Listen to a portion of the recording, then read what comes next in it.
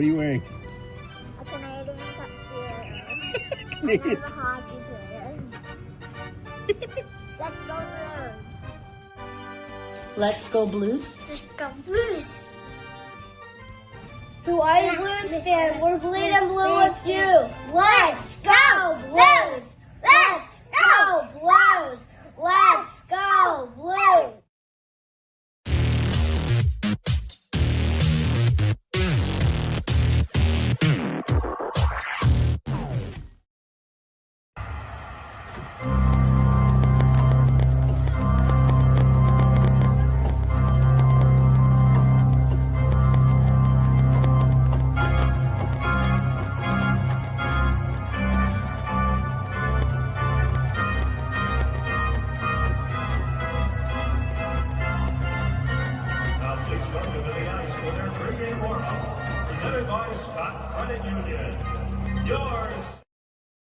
Blue no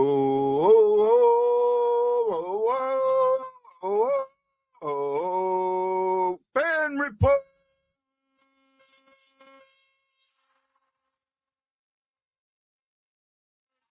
Hello, everybody. Welcome to the final game day edition of the BlueNote fan report. Welcome, Justin Eagle Eye Scott, my co-host. How are you doing today, Justin? Doing good.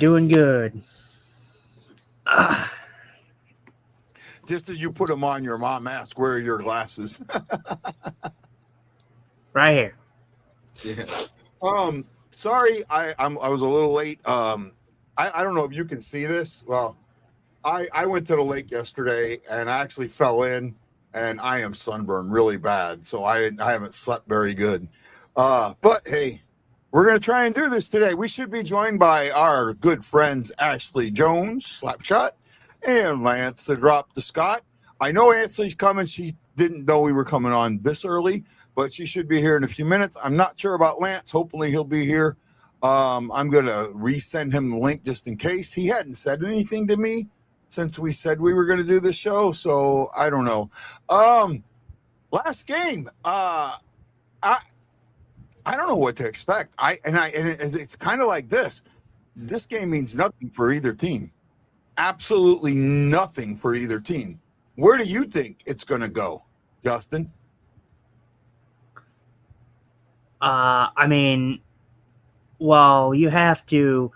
I wouldn't say, again, I don't like the precedent that it means nothing. It does mean something for Utah. It does mean something for the Blues. The Blues are trying to focus on having a positive culture heading into next season, while the Utah Mammoth are going into the playoffs. I would assume they're going to be resting guys. They have clinched the first wildcard spot for sure. They have a confirmed matchup with Vegas. They do have something to play for. They have pride to play for. It's the first time they're in the playoffs for this for this team as the Mammoth in Utah. So they want to go in hot into the playoffs. They don't want to go in cold. Whether or not you play guys or not, because I don't like the precedent of, the Blues played an AHL team. Yeah, that's fine and dandy, and that's great that you're not getting their best players, but those players are still in that system. They're still in that organization. So you can't say that, because if the Blues lose, then you want to make the argument, oh, the Blues lost to an AHL team. It's a double standard. So yeah, the thing is actually losing helps the Blues this time. And let us welcome, before we get into that, Ashley, the slap shot, Mrs. Jones. It has been a long time since we've had you. Ashley, welcome to the show. Thanks, Guy. Hey, Justin. How you doing, Ashley?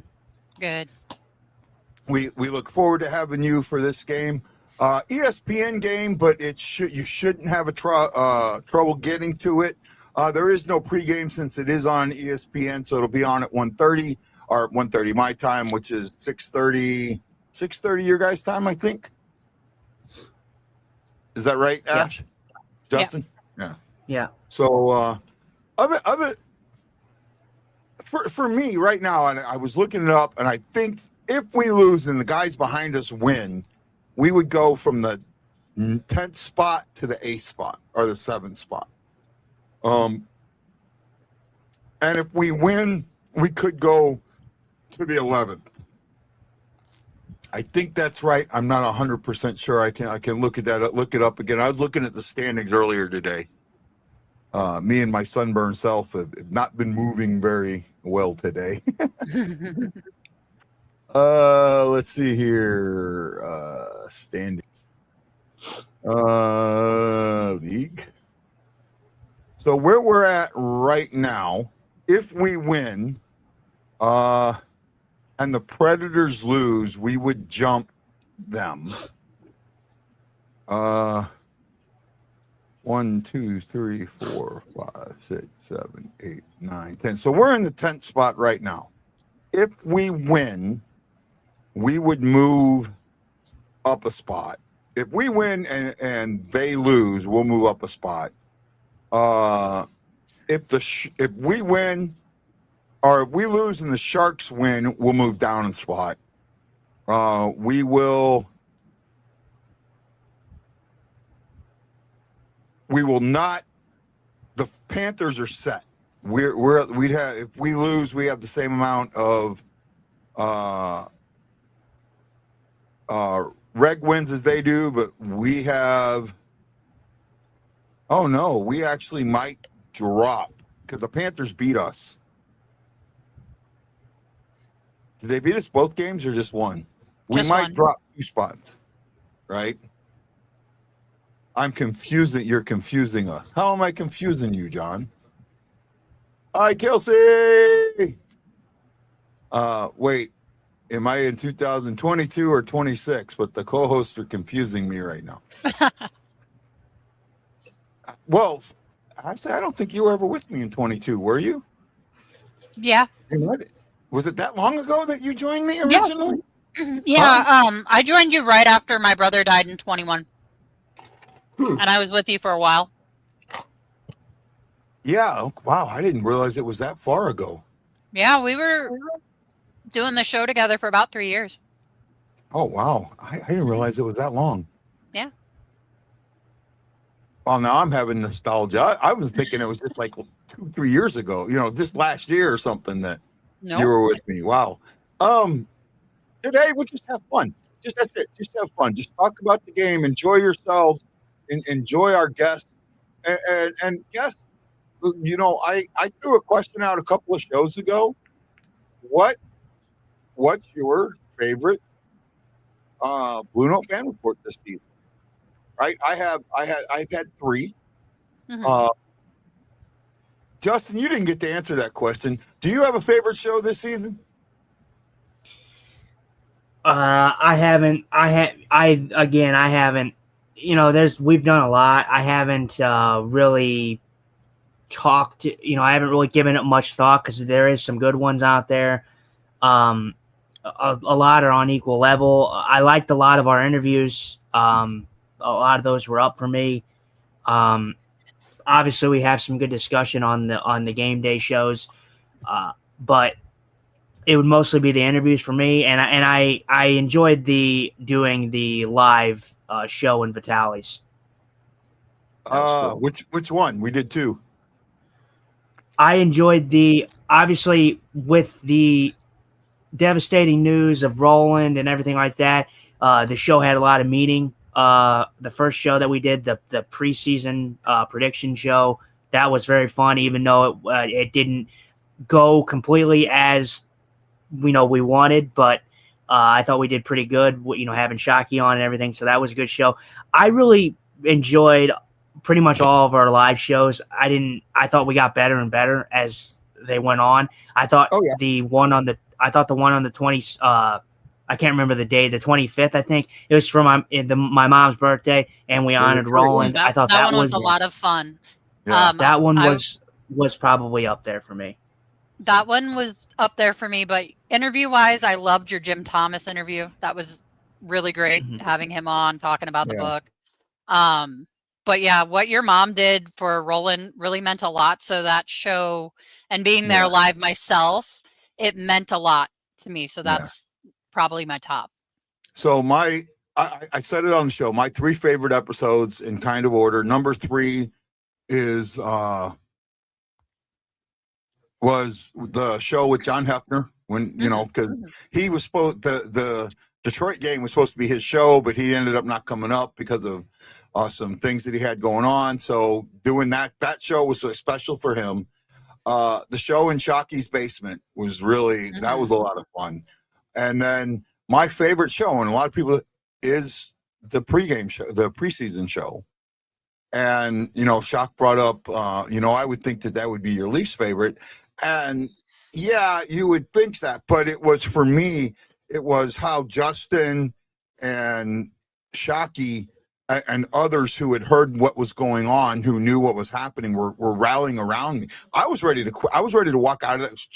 I just spent the most. It was, Justin can verify this. I had a hard time setting that show up. Things that had been set up before weren't there. People that were supposed to show didn't show. And I was struggling.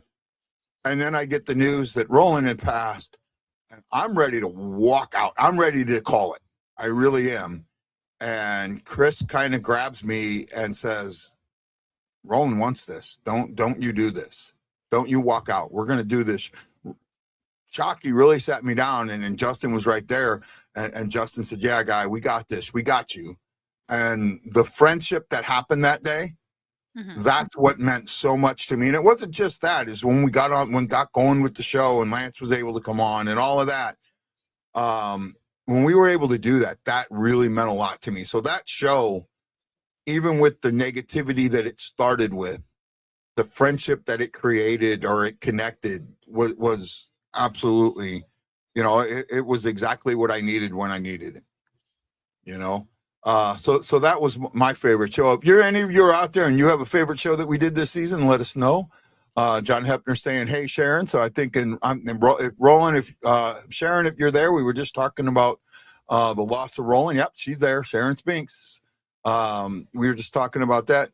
Taking on the Utah Mammoths. This was also, I just spent an hour in a car with Adam. That wasn't going to be for nothing.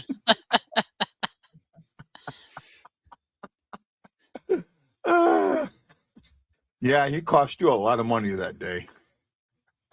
He played the grabbing machine, and he spent some money on the grabbing machine. But that was fun. To me, he earned it for what he did. The night I spent the night, I think it was that night, it might have been, or a couple nights before that. And I told the story the last time. They have a dog. They have a big pit bull named Chloe, and she's aggressive, but not like you think a pit bull aggressive. She's like, she'll love on you, right? Like she'll wag her tail. She'll be right next to you. And when I was there spending the night, she was trying to sleep on me and, licking my head and doing all this. Well, Adam goes into his room, and he's 9, goes into his room, grabs a couple things, comes back out, calls her over because she's likes him a lot. And he grabs her and gets her to lay down so she leaves me alone. Right. And so I was really, really, really touched. And Sharon says, Roland loved your show, and he loved for the show, and he thought of a lot of you, Guy and John. So do I. Well, we appreciate you, Sharon, and you're always a friend of the show, and we do appreciate you. I know you've been stopping in throughout the season. This season was dedicated to Roland, and probably we're gonna. I didn't think about doing it this season because of just with everything. I'm gonna try and figure out some way to get Roland picture attached to one of our backgrounds, to at least a little picture, because he's always going to be there. Roland's always going to be there. When I started this show, when I started, and it originally called the pregame rant, right? Roland was one of the first people to ever message me and say, I like what you're doing, don't stop. And when I made a group, can I be an admin? I want to help you. And I'll never forget. In fact, Ashley, you're here because of Roland. He would not leave me alone. He would call me nonstop. You got to watch the show. You got to meet Guy. You got to call Guy. You got to talk to Guy. You got to do this. And I'm just like, Roland, I have kids. I got a job. And what are you talking about? And so I finally gave in and I watched the show. And I mean, here I am. Yeah. He was an absolute proponent of this show. He defended this show no matter what. Even if I was in the wrong, he would defend this show. Oh, if you were in the wrong, he'd just call me and tell me I had to get on. I had to put you in line, but he always watch and he'd always, look out for you. And if you were having a rough night, he'd be like, Ashley, you need to get on and talk to Guy. Yeah. He defended the show completely. He was an asset. He is truly missed. It was just kind of hard. It's still hard on me just talking about it right now. But this season is important. As we move into the off season and the playoffs, I know we got a little bit of time. Is there any playoff matchup that's set or should be set that you're really focused on or that you're excited for? Ashley? To be honest, I'm really hoping that Colorado gets booted in the first round. I mean, that's all I care about. I hate the Avs, so I want to see them out in the first round. But otherwise, I'm just happy to see how it falls. Justin, I think I know your answer to this one, but I love your optimism there, Ashley, but I hate to break it to you. I'm going to call a spade a spade. I'm going to call it how I do, like I have done all season. The Avs aren't losing in the first round. The LA Kings are absolute shit. They are not losing in the first round. So we can all be wishful thinkers. They're not losing, but it would be very cool to see. I think the best matchup is going to be Minnesota and Dallas. I wouldn't say that I'm necessarily looking forward to it. I think I'm looking forward to the playoffs because I always like it. But in all honesty, my opinion on the playoffs would possibly get a lot of slack because for me, I look at the bracket and I love that we have some different teams in there. I love that Utah's getting in there. I love that we're getting Buffalo breaking the drought. And I think that's all very cool. But I just look at the bracket and I'm sorry. I think it's weak. I think it's a weak bracket. I think it's very, very weak. I think any team can possibly take it this year. And I think out of any year that I've seen in recent memory, this is a year where I could say, okay, you think the Montreal Canadiens can win the Cup? Hey, I could see it. Do I think the Buffalo Sabres can break through and win the Cup? Absolutely. That's how I view this bracket. I think it's weak. I really do. Some of the teams in the playoffs, no one expected in the playoffs. And if you're telling me that you did, you're lying to yourself because every person I watched did not have the Boston Bruins in the playoffs.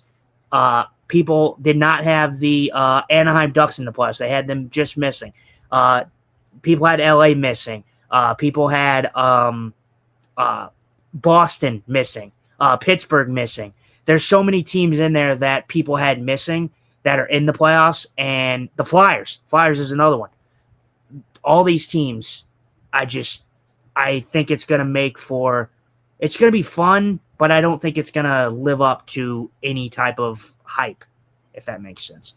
All right. Well, to me, the playoffs live up to hype no matter what, and I like, it's first of all, for me, the series I'm most interested in is the Sabres Bruins series.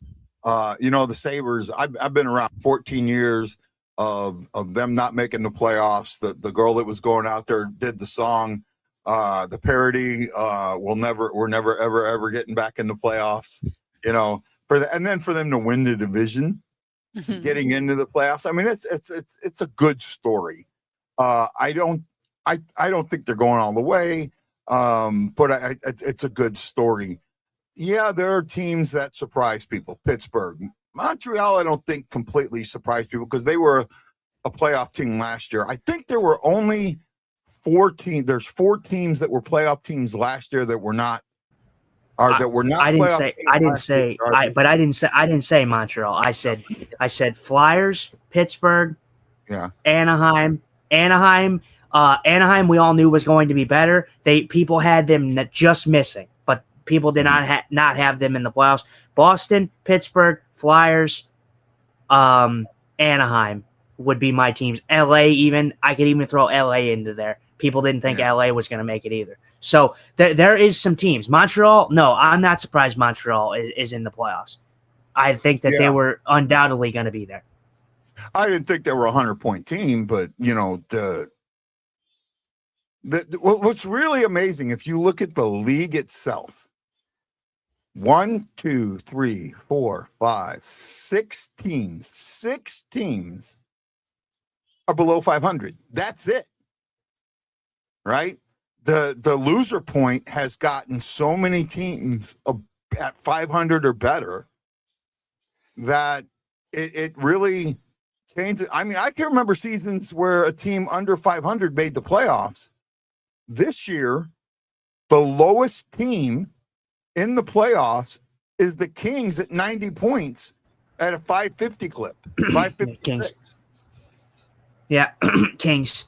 That's exactly what you're throwing shit out right there. Kings have what, 20 regulation wins? 20?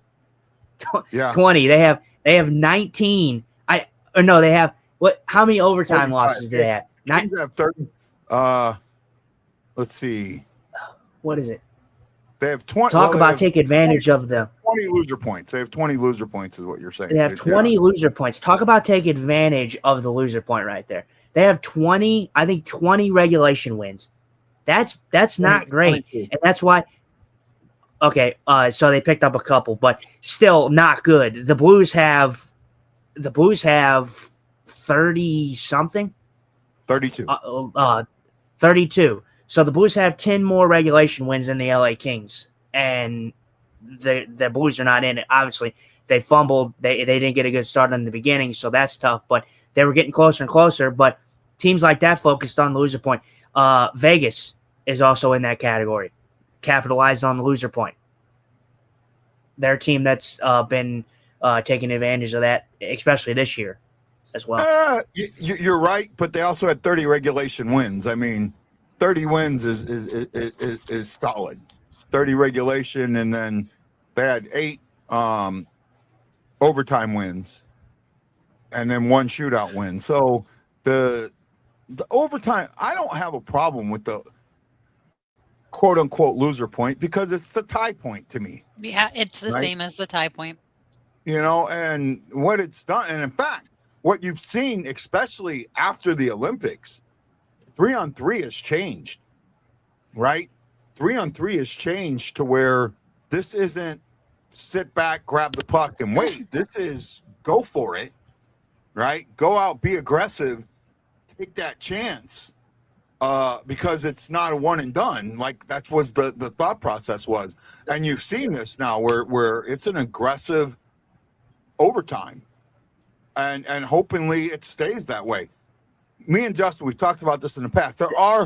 There's 2 changes I'd like to see to overtime. One, I would like to see it go to 2 5-minute periods where they shift ice. And 2, I'd like to put in a zone rule. You can bring the puck back out in the neutral zone, but you can't go all the way back out into your defensive zone. I like that. Right? So this way, take some of the circling back, or if you bring it back, it makes it harder to change, right? Mm-hmm. It also makes it a little bit harder for the other team to change, and it goes both ways on either side of this. I just think that those small changes would get rid of the shootout, and I don't have a complete issue with the shootout, right? I don't mind the shootout. I would actually, for me, you guys don't have a problem with the loser point. I do. I think if we talk about the 3-on-3 being exciting, the 3-on-3 was exciting for the Blues because the Blues had something to play for. They're trying to get back in the standings. The Blues have never really been a team that they're good on 3-on-3 possession wise, but they've never been a team like Colorado who throws the puck back and just kills time to get people tired and everything like that. It's gonna go back to how it is. The way that you change it is the way you absolutely change is if you're gonna have 3-on-3 overtime, that's fine. But the way that you have overtime stay how it is now, where we've seen it, where it's been exciting, it's been exhilarating, is you take away the loser point. And if it goes to a shootout, then the team can get a loser point. If it does not go to a shootout, It's not a loser point, though. It's the same as the tie. So you might as well just say no overtime and we'll just go back to the tie system. Well, I don't necessarily agree with that. I think that what? Justin, you're kind of missing something. You're missing something here, and I'm not arguing with you. I'm just telling you you're missing something here, because you didn't start watching hockey till the early 2000s when you never saw the tie system, when the 5-minute overtime was there. In the 5-minute overtime, almost all you would get maybe one shot. Teams did not want to make that mistake and lose the tie, lose that point. So you would almost never get a win in overtime. It was almost like playing 5 minutes of figure skating, right? That's what it was. Going to the quote unquote loser point created an instant where teams now were aggressive and had shots and tried to get it. But also in 5 minutes, at first it started 5-on-5. In 5 minutes of 5-on-5, it's really hard. If you don't change something up, you're going to get whatever the game was in that last few minutes. You're not going to get the same level. So they went to the 4-on-4, which I kind of like too, then down to the 3-on-3, because as teams learned more and more, it got harder and harder to get the point, or harder and harder to not go to the shootout. They don't want the shootout, but they want the game to have a ending of some sort. They want a team to get a win.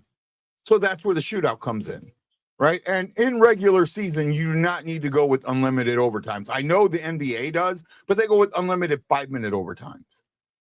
And, scoring in the NBA, you're going to get in a 5-minute period, you're going to get 10, 15 points, depending on how they play. So in the NHL, I mean, we've seen what, 4, 5, 20-minute overtimes and no score. So that's why it's a little different. And that's why I don't have an issue with the shootout. It gives an outcome. If you can come up with a better way to get an outcome, yes, let's go for it. But right now, I don't see a way to get an outcome other than unlimited 5-minute overtimes. And I just don't think that's good for anybody.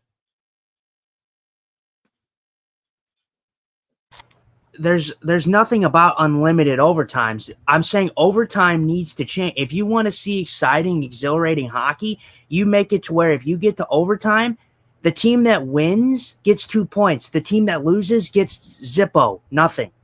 And if you get to a shootout, then you get 1 point.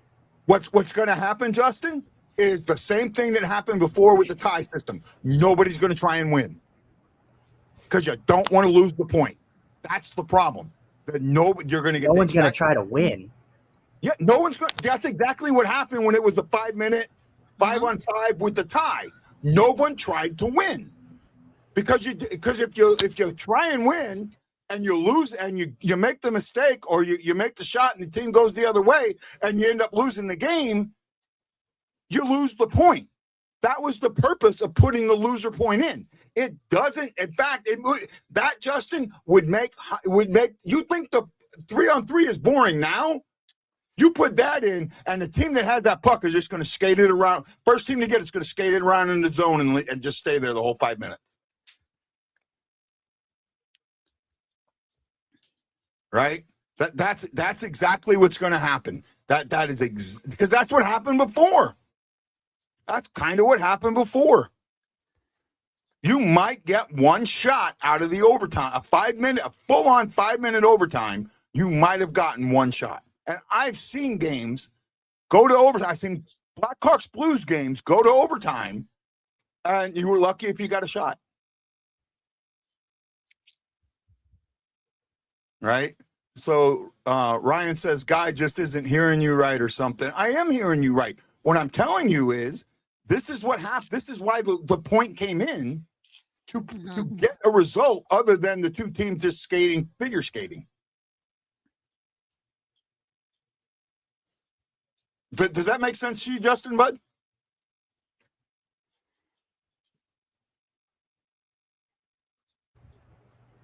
Yeah, I mean it's always made sense, but I mean it's a say you can say anything for anything. If you make it that system, you can say, oh well, they're gonna not play, but you don't know that they don't play now. People don't go and give a shit in regulation to win games anyways now because they know there's a loser point. If you add it to where you don't get a loser point in overtime, maybe it drives players to actually give a shit in regulation and win the game in regulation instead of banking on the loser point. See, this is what Ryan's saying right there, and we've already seen it. No, what would happen is in overtime, because if you try and get that point, and what happened, most goals in overtime they happen one of two ways right now. Either the team that wins the puck holds on to it, gets something going and scores, or the other team, the team that wins the faceoff, holds the puck, takes a shot, misses or something like that, and it creates an odd man break the other way that goes in the net. That's that mistake. That stuff right there would not happen because neither team is going to try and make that. Oh my goodness, you make a mistake that cost you 0 points. Think about how fans are now. Oh, they'll be ruthless. Oh yeah, right. You would go back to the days of no one trying. But the way to end this is the 3-2-1 system, and the 3-2-1 system does make trying to win in overtime or in regulation much more important. I agree with that, but it also brings up the problem of. It really does bring up that problem of. I don't want to make a mistake and cost myself the extra point. Mm-hmm. Right. But actually, if it's actually, if it's a tie game, right, goes into overtime, somebody's getting 2 points, somebody's getting 1 point. If in the 3-2-1-0 system, if you make a mistake that causes your team to lose in the last couple of minutes, right, you're losing 3 points. You're losing up to 3 points. So it does that. Even with that system, it does kind of keep going back. Right. Oh, no, I understood what he was saying. What my issue was is it's going to create the same situation that brought us to where we're at now. And Justin being younger and Ryan, you being younger, you did not watch hockey during the tie system. Right. I'm guessing. I'm almost certain that when you guys started watching hockey, the overtime and shootout had been put in. Everything okay, Justin? He stepped out for a minute. Sorry if I'm overtaking the show. I'm just trying to put my point out there. Oh no, I agree with your point 100%. Right. But I just think that he just didn't understand the tie system. Like you said, he wasn't around in the mid to late 90s. So yeah, you take it out to where you lose in overtime, you get 0 points. Nobody's going to try because they're not going to want to be the guy that lost it. Yep. You're not going to try. Not at all. Right. You're not at all. Because if you go to the shootout, that right there would create more shootouts than what you have now. Exactly. You did. Man, I'm just messing things up left and right. He says, I disagree with you just to make it interesting. No, well, that's never changed, Ryan. That's how you've always been. Yeah. You would get. You would absolutely get more shootouts, and that's what everybody wants to get rid of. I don't have a problem with the shootout, but if you make it to where you can get the game over in overtime. Get it over without going to the shootout. That's great. You can do things, and that's why I think, first of all, extending it to 10 minutes, the chances of a goal doubles, right? Of course. And also taking back the basketball half court rule, but to me the red line is too short, right? You make it the defensive zone, so you get two-thirds of the ice, almost a little less than 2/3 of the ice, but you have two of the zones. If you can only go into the neutral zone and you're trying to change up, man, think how this is what I think would happen. Defensive teams would get aggressive. I do like that idea. I really do like that. Right? They would get aggressive and they would try to steal the puck, to push the puck, because if you did that and caught the other team in a change, now you've got that breakaway. And if you did it and it's the other way, it's a 3-on-2, and that's not really that bad. You can still get back just in time, right? All I have to say is trade Kyrou, and we got another 5-minute segment. The trade Kyrou thing's going to be just a hard thing. He's gonna have to want the trade, which is possible. He's going to have, and then it's going to be the reason it's so hard to trade Kyrou is, where does Kyrou want to go? How many teams will Kyrou want to go to? And of those teams that he wants to go to, how many teams will take him? Yeah. And I just don't think that number is as high as people think it is. No, I don't think it. Well, I think GMs look at players a lot differently than fans do, right? Of course they do. Well, like I heard during, Binnington's trade value is never higher than what it is now because of the Olympic play and that. Binnington's trade value was never as low as you thought it was, right? GMs and scouts don't look at numbers the way you do, right? They do not look at numbers the way you do. Their eye test means a lot more. They understand a lot more about the game. He was always, and he's always still, well, what's going to lower his trade value now is the fact that he's on the last year of his contract. That's going to lower it a little bit, but he's still worth right now, up until the season starts, he's worth 3 first-round picks. Of course. Right? But as you get closer to trade line, that's going to drop to 2 first-round picks. Right? That's where I think. And when I say this, I need to clarify that. What I mean is players that are comparable to a first-round pick. A prospect ready to play now, a third-line player that's moving up, young guy. That's what I mean by that. Not you're trading Jordan and getting 30-year-old players. You're not doing that. You're getting younger players. You're getting players that are ready. You're getting high-end prospects. You're not getting guys that are just career AHL players. You okay, bud?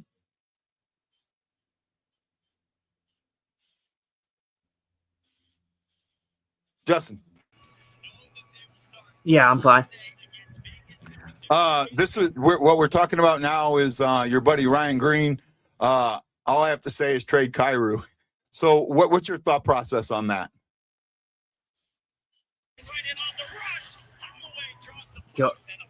Jordan Kyrou is it's gonna depend on where he's gonna want to go. But the way I look at Jordan Kyrou is what I've been saying the whole time. I want Jordan Kyrou on this team, but defense and the fact that he's grown his two-way game is fantastic, and I think he's becoming a great defensive player in his own right. But defense only takes you so far. If Jimmy Snuggerud and Robert Thomas and Dylan Holloway can play defense and score, there's no reason Jordan Kyrou cannot. The counter argument that I've heard is, why would you get rid of Kyrou and bring in a center for $7 million? Well, sorry, I'm paying Jordan Kyrou $8 million and he's not scoring. So why not go for change? If you guys seriously want change, if people are on the side of change, people need to realize that change doesn't happen by not doing anything. So that's why I posed the question, and it garnered a lot of interest on Jake Neighbors and Jordan Kyrou. I don't see them getting rid of either guy, to be honest, but if you want true change, if you want this team to possibly go in a different direction, you're going to have to get rid of one of those guys. You're going to have to. So, Ryan Green brings up what you said. He's better defensively, but it's not worth $8 million a year to slow down his scoring for defense. we're not even talking about just goals. Jordan Kyrou has struggled to consistently at least get on the board in assist. Yeah. It's not just goals, it's assists. He's consistently not been on the port sheet. When a guy like Jordan Kyrou, as skilled as he is, he needs to be on the point sheet on most nights.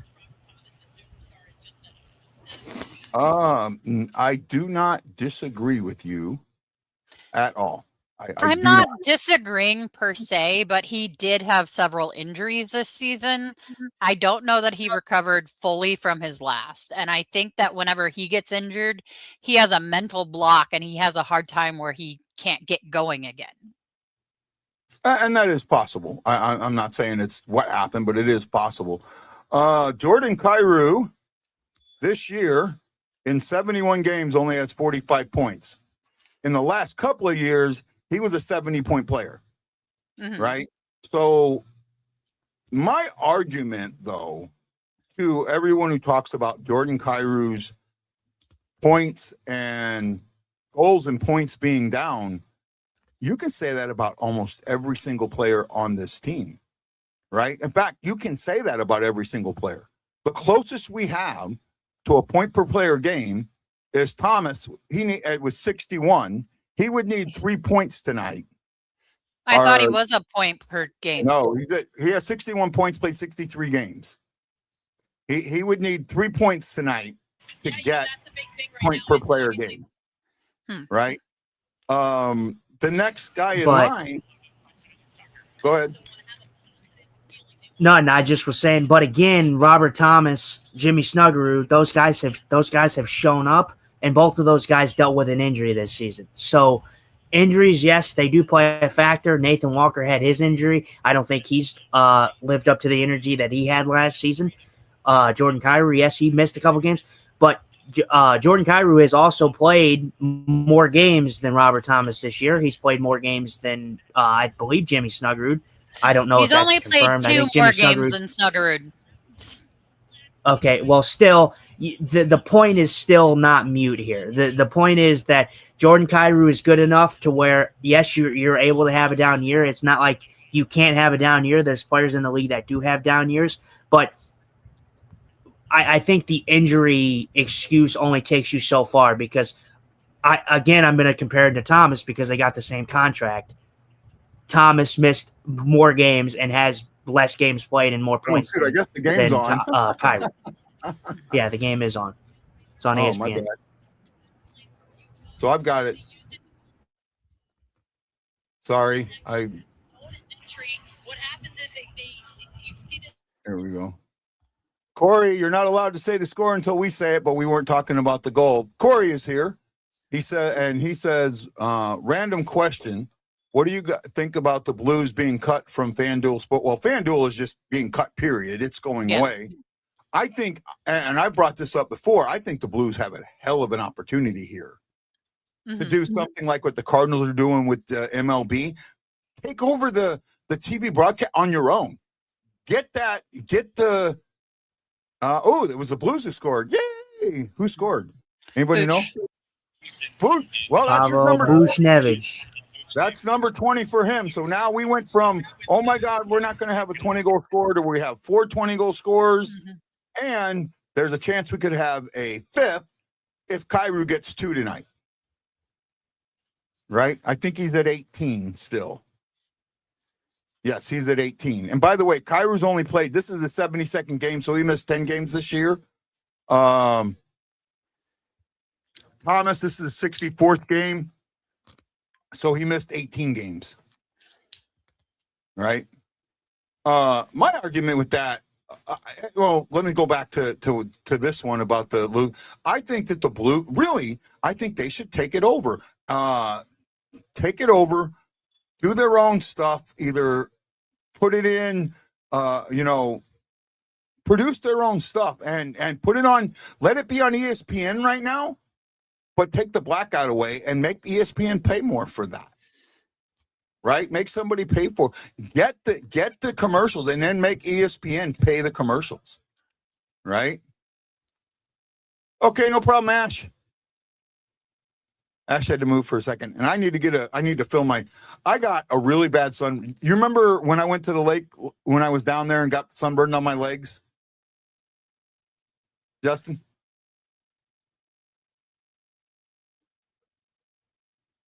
You're muted. Yes, I do. I don't know if you can see this, but Yeah, I can see it. that's all over my body now, especially and my legs are just as bad. So I'm going to get some more liquid in me, and I'll be right back. So you got the ball for a moment or two. Oh, this isn't Corey. This is his co-host. Okay, sorry. Wow, the new Yeah, I'll let you do that. I'll be right back. You're all right. Yeah, the Blues get on the board early here. Bush, we were talking about Pavel. A lot of people have been on him. Obviously, he hasn't had the season that he would like. Most Blues have not, but I think Bush has gotten a lot of hate.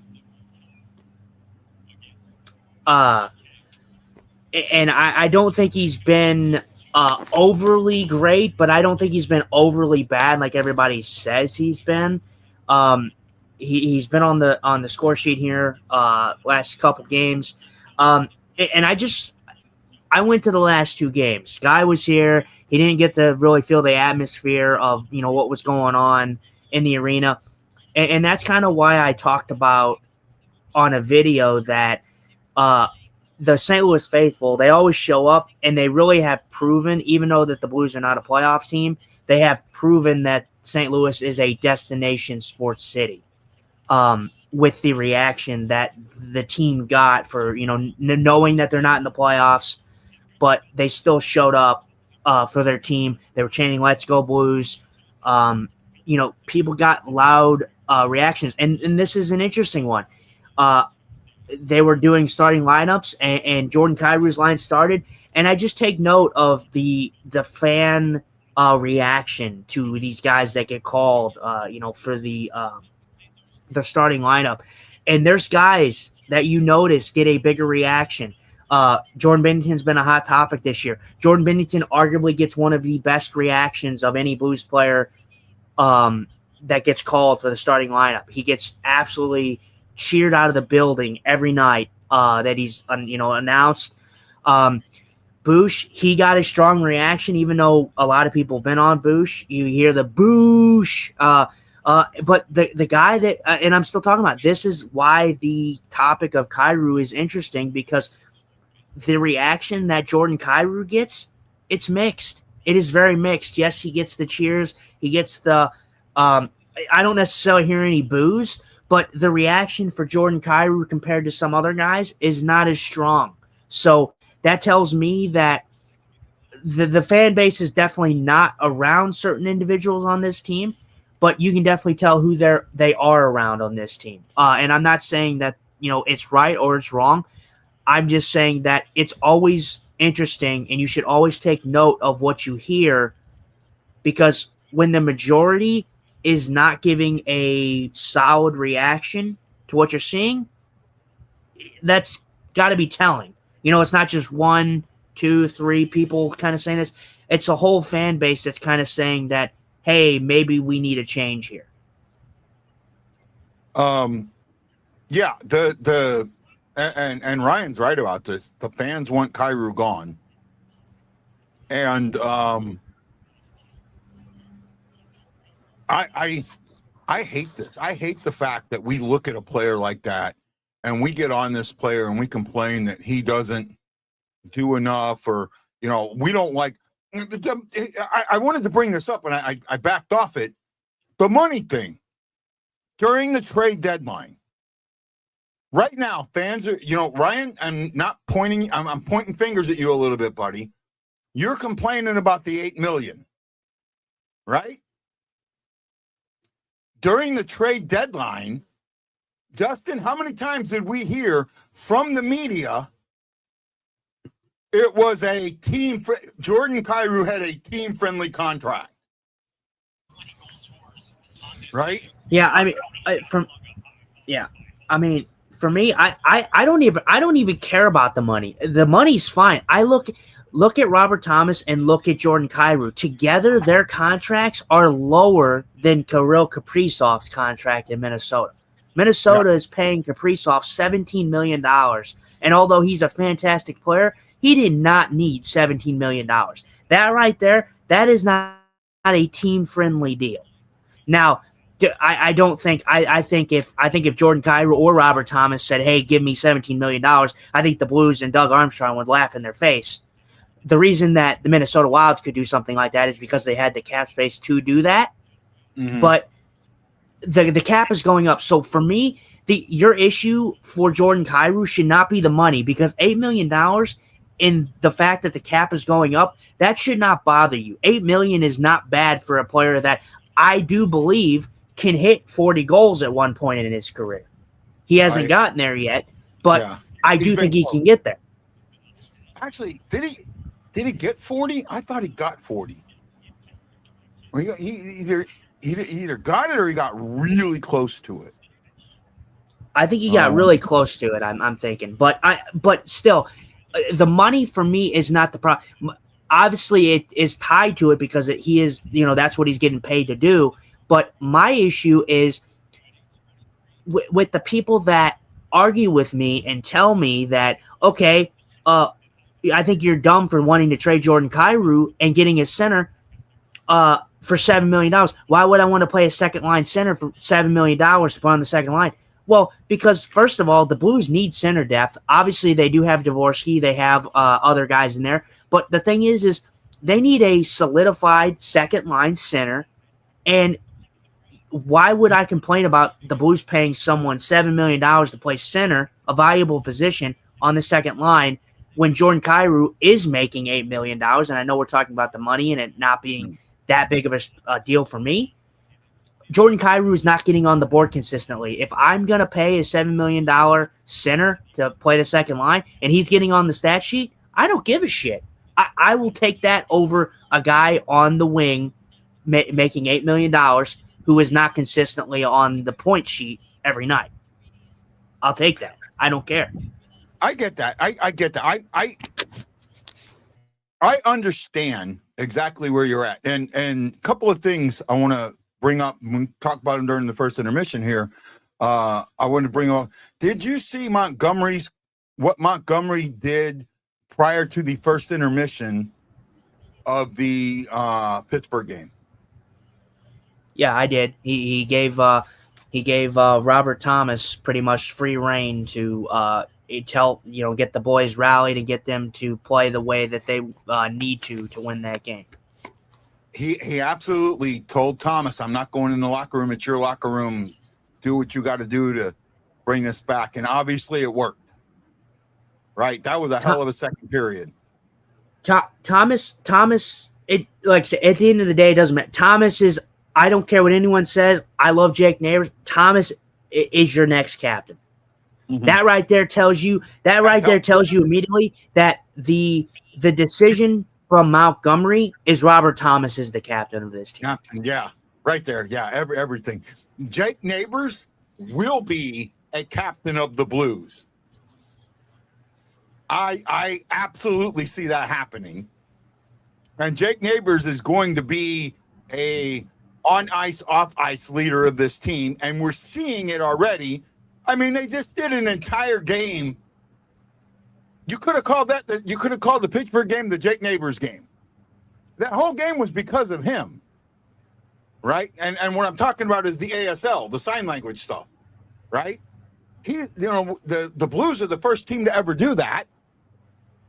I just wish ESPN wouldn't have put it on the special thing and had it has the absolute and made sure everybody could see it, not make you have to pay special for it. Which I hope a whole bunch of deaf people sue ESPN under the Americans with Disability Act, because they made people with disability pay more to see their thing. But it was very cool. I got to actually I sat behind two gentlemen who actually had this, so this was very cool to see that, you know, they were doing the, you know, they were really getting into it, high-fiving us when the Blues scored and everything. I enjoyed it too. You know, they really enjoyed themselves, and the Blues did a good thing. Jake Neighbors did a good thing, but I mean, obviously the game, like the ASL stuff doesn't happen without Jake Neighbors, but the game was always going to happen. You know, it's not like Jake Neighbors is the reason they played the Pittsburgh Penguins. The game was always going to happen, but the ASL thing was the promotion of the game, the promotion of the game, how they promoted the game, all of that. That was centered around one player, right? Yeah. Like, and it's like next year. I don't know why they don't do an Australian night next year. I think that would be cool as hell, right? You know, do some nights centered around some of these foreign players. Do a Russian night, you know. Do a Slovakia night. Do a Sweden night. Do nights to highlight the different cultures of the players. I think that would be cool, right? It's. For, like I said, for me, it's tough. I do think Jake Neighbors is a future captain of this team, but again, I'm in a minority here, and I do get slack for it. People will talk about it. People were saying it. I talk about Jake Neighbors, and I think Jake Neighbors is a fantastic player. I think he's a unicorn. I think he can score. I think he can get assists. Yeah. My thing is, how high is that ceiling? And that's why I posed the question: whose ceiling is truly higher? Is Jordan Kyrou capable of playing at a higher level than what he has this season? Or is Jake Neighbors, can Jake Neighbors be a consistent second line guy? And I ask that because although I want Jake and I want Kyrou on this team, what is good for this team in the future? And the way I look at it is this team has struggled out of the gate. I think the culture's changing. I think the start of the year will be different coming into next year. I truly believe that. I think the culture is a lot better. I think it's officially Robert Thomas's team, and I think that we're going to see more of what happens. I don't particularly think I'm going to see many moves happen in the offseason. I think they might go in honestly next year, and see how the start, you know, how they start off the season. If they start off the same way that they have started off, changes need to happen, and they need to happen quick. Don't wait. Do not wait until the trade deadline. If the Blues are struggling coming out of the start, and they're doing the same thing that they were doing this year, and they're struggling, changes need to be made. And I don't mean little changes. I mean Jake, you need to make the decision. Jake Neighbors needs to be traded, or Jordan Kyrou needs to be traded, and you need to bring in somebody for the second line, and you need to put him at center. Dvorsky, they want Dvorsky at second line center, but again, I say that's all fine and dandy. I don't know if Dvorsky's not ready for it right now. Dvorsky is not ready. I don't care what anyone says. You can disagree with me. You can hate it. Dvorsky is not ready right now to be a second line center. He's not. We're waving at Sam. Wave at Sam. How you doing? There Sam? we go. Hi, Sam. Kelsey says there was an interview with Neighbors and one of the ASL announcers, and there was a speaking interpreter for the interview. It was pretty cool, I thought. Yeah, that would have been cool to see. I didn't get to see that. I think that would have been pretty cool also. I agree with 99.9999999% you're saying. I just have a hard time letting go of Jake Neighbors. I'm not saying you're wrong. I agree, but he's the guy for me. I would rather give up. You're right. What's his ceiling? Right now, his best in his 3 years that he's been with the Blues, his best is 27 goals. And that was 2 years ago. Last year, it was 22, right? And that's his 3 full seasons, right? He went 27, 22, 15. Give me a second, Ash. Well, and I think, and I think consistent. Believe me, I think if you're if Jake Neighbors is giving you 25 goals a season, then fine, keep. I don't have a problem. The thing is I do think it is tough, but again, that's why I have to ask the hard questions, because if Jake Neighbors' ceiling is just a third line guy consistently, I would rather take something off of another team that gives us a second line center. And if that means not trading Jordan Kyrou and trading Jake Neighbors to a team that gives us a second line center to play with Jordan Kyrou, that elevates Jordan Kyrou to where he needs to be, I will take that all day, because I think Jordan Kyrou, I think at one point in his career, if he gets it together, he could put up 50 goals. I really believe it. If he could get it together and have a specific line mate to play with that he can really gel with, I think he can hit 50, because it will alleviate the pressure that the fans, the media have put on him.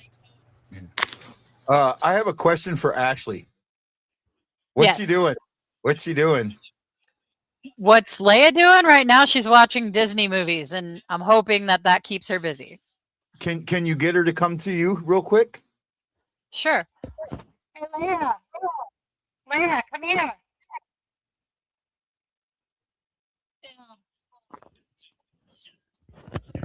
Leia, can you come here? Can you say "Let's go Blues"? Hold on. Hey, Leia. Hi, Leia. Leia, I got something for you. Hold on. Don't go away. Don't go away. Don't go away. I got something for you. Here you go, Leia.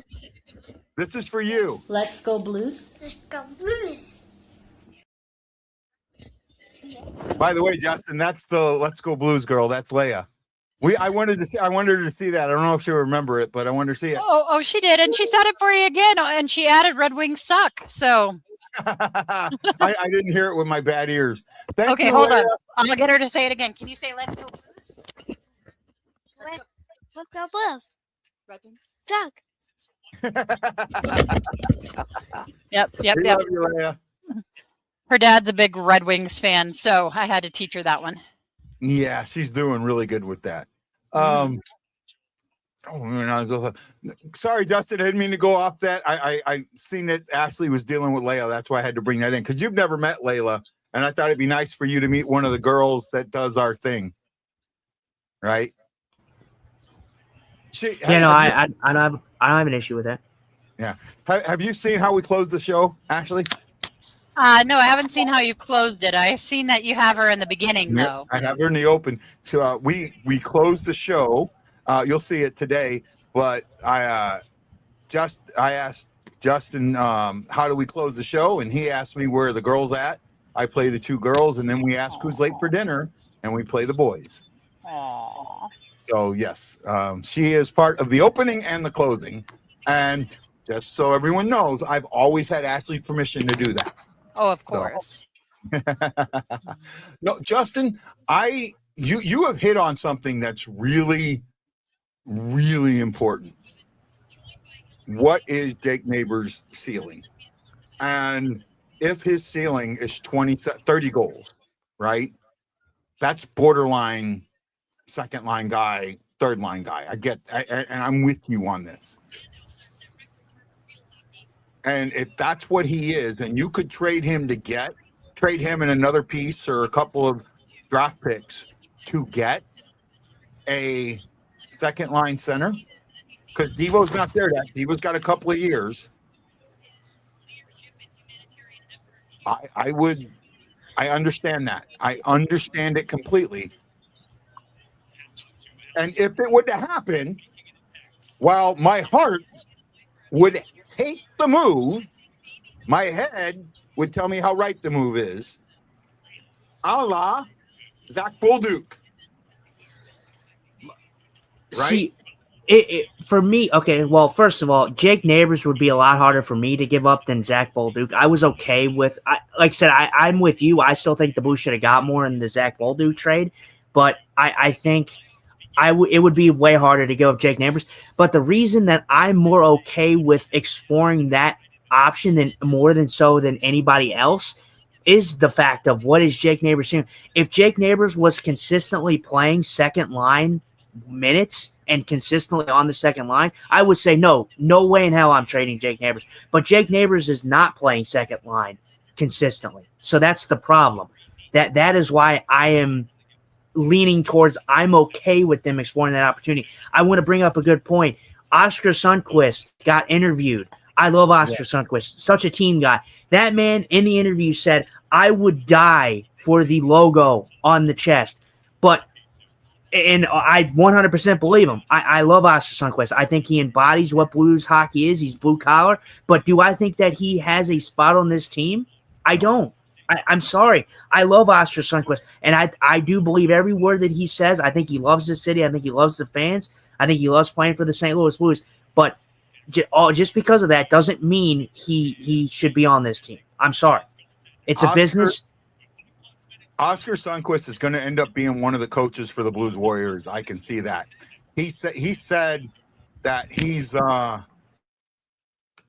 house. They built his house in St. Louis. He lives here year round, right? That this is his home now. So yes, I do see that. But you're right. He doesn't have a spot on this team, right? My one problem with trading Neighbors is his value off the ice might outweigh his value on the ice, right? And I know when we look at a player, almost always it's the on the ice that matters. But sometimes there are players. I'll tell you what. I'm going to ask Ashley this. Can you tell me a player who you can think of where his off ice outweighed his on ice? Easy, Kelly Chase. Kelly Chase is one. Think of a superstar.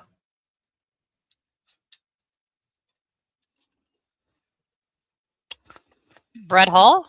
Brett Hull, right? After Adam Oates left and his numbers caved, right?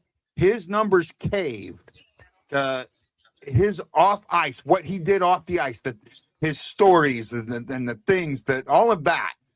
This city loved his antics, even when he wasn't scoring. And when he finally got told they weren't going to re-sign him at the end of his contract, I mean, he went on an interview and basically cried. But that was the end of it. It was he loved the city, and he still, he stayed here or he comes back a lot. So that's why I think with Neighbors, that's where I struggle slightly, because I think that his off the ice might outweigh his on the ice. Let me handle comments, please. And I think that's aimed at Ashley. Yeah, I didn't do that. So well, the reason, so Ashley used to produce the show for me. So I talked and she handled comments. I since taken because, and I just want to get because of Justin's eyesight, there are times where people put stuff up that I do not want shown. So, and Justin has to put the comment up to read it, to see it. So that's why I kind of say I'll handle the comments, and I don't want Justin to feel like, why do you tell me I can't do it and let somebody else do it? So that's why I'm saying I'll handle comments. But thank you. Sorry about that. Here we go. Ryan says Jamie Rivers says they should sign him and be an extra forward because he's a great guy for the younger players. He is, but it's just that you're signing him. It's almost what he's making now, $1 million, $1.5 million. He's making $1.5 million now. You're going to have to sign him for that again. You can almost get 2 entry-level players for that, right? If you need to bring a guy, bring the entry-level guy up, and you can't waive. And if you waive Sunquist, I don't think that he'll get taken, but he's not going to go to the league minimum would be like 1.1. It would almost be what he's making now, right? My thing is the Blues have, first of all, the Blues also have some good wingers coming in. They have wingers. Wingers are, I'm not going to say they're expendable, but they're more expendable than centers. Centers are, I talk about it a lot. Centers are the most valuable forward position that you can play, just from responsibility standpoint, from what you do, what you have to do. Wingers are known for their scoring. Centers are more known for playmaking. And just the way I think about it is what it's going to come down to, and I know most St. Louis fans' answers on this one is: would you rather give up Jordan Kyrou or would you rather give up Jake Neighbors? Because I think that is the real question you're gonna have to talk about. But the problem with getting rid of Kyrou has to accept a trade. You can't just trade Kyrou. You can trade Jake Neighbors. Jake Neighbors has zero say, and although that's not your deciding factor on why you do something like that, again, I want to talk about what Jamie Rivers and such and all the Blues media talked about, how the Blues fans and St. Louis faithful, I don't necessarily agree with the statement completely, because I think Jim Montgomery kind of freshened it up a bit, which I agree with, is we want championships, we want cups, but most Blues fans want teams to be competitive. They want teams to show up consistently, give effort out there, and even if they lose, it's not the end of the world. As long as the team shows up and the players show up and give effort, St. Louis always shows up. We want cups, of course, but it's not our 100% goal. But I don't have my new soundbite yet, but I'll have to get that for next season. But I would be playing it right there. So that's why I'm saying, would we rather sit in a lull and hope that this team just can play, have the same team and just hope to get more competitive? Obviously, they're younger. They're going to go through some growing pains, of course. But do we take the chance of just sticking with it and then just hoping that they compete every year and just not be good enough to get over that hump? Or do we want to get rid of a player that we may not want to get rid of to bring in a piece that helps further progress this team to possibly be a cup contender? And Justin, that honestly, great point. And Ryan put the comment up there. He says, in the backdrop on the screen shows a huge bass you're holding the fishing pole. You really caught a huge fish before. Well, your definition of huge is different. When it comes to bass, I'll let Chris Shockey answer if he thinks I caught one close to that. I think I have, but I'll let Shockey answer that. So what happened? Update me. Utah scored. That was Carcone from Preka and Moreno to even it up at the 16:55 mark. Yeah, Michael Carcone. He's been a Blues nightmare, it seems, every time we play him. He seems to get on board. Well, Utah again. This is why I said, because Guy made the statement that this game means nothing, and although it does mean nothing for the standings, it doesn't mean nothing in the grand scheme of things, because the Blues are playing for culture, to have a positive culture coming into the next season, going into the off season, help build that young culture, get the young blood more and more experience. And Utah's playing for pride going into the first round against Vegas. They're going to want to come in hot, not cold, and not losing. So,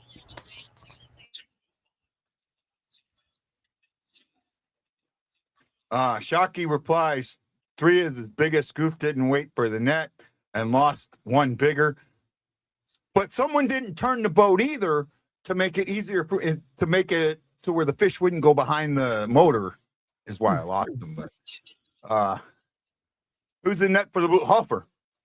We haven't talked about the elephant in the room, and it's simply, how many games does Bennington play next year, if he plays any?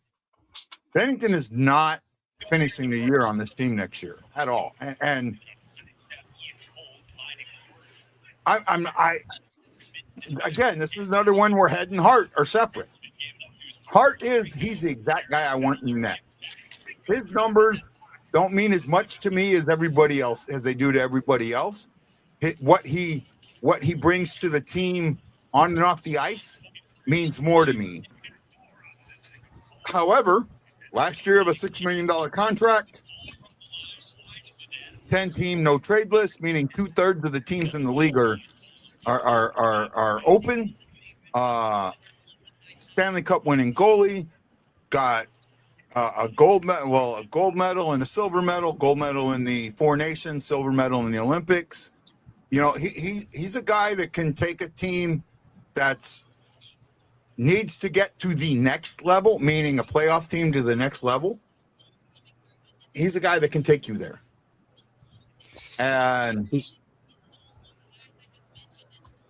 a big time goalie. Yeah, my head tells me yes, Kyrou is playing. Blues didn't rest anybody. I don't think they did they? I didn't see the starting lineups. No, they didn't. It's just a mixed bag of a lineup. Jordan Kyrou's in this game. He did actually get an assist on Bush's goal, so he did get a point in this game already. Binnington, like I said, Binnington is an interesting story because I know that we've talked about this. You want a veteran presence back there. I think Binnington is your veteran presence, but at the end of the day, whether anyone likes it or not, next season, Joe Hofer is the starter for the St. Louis Blues. It's not Jordan Binnington. Joe Hofer is the starter for this team.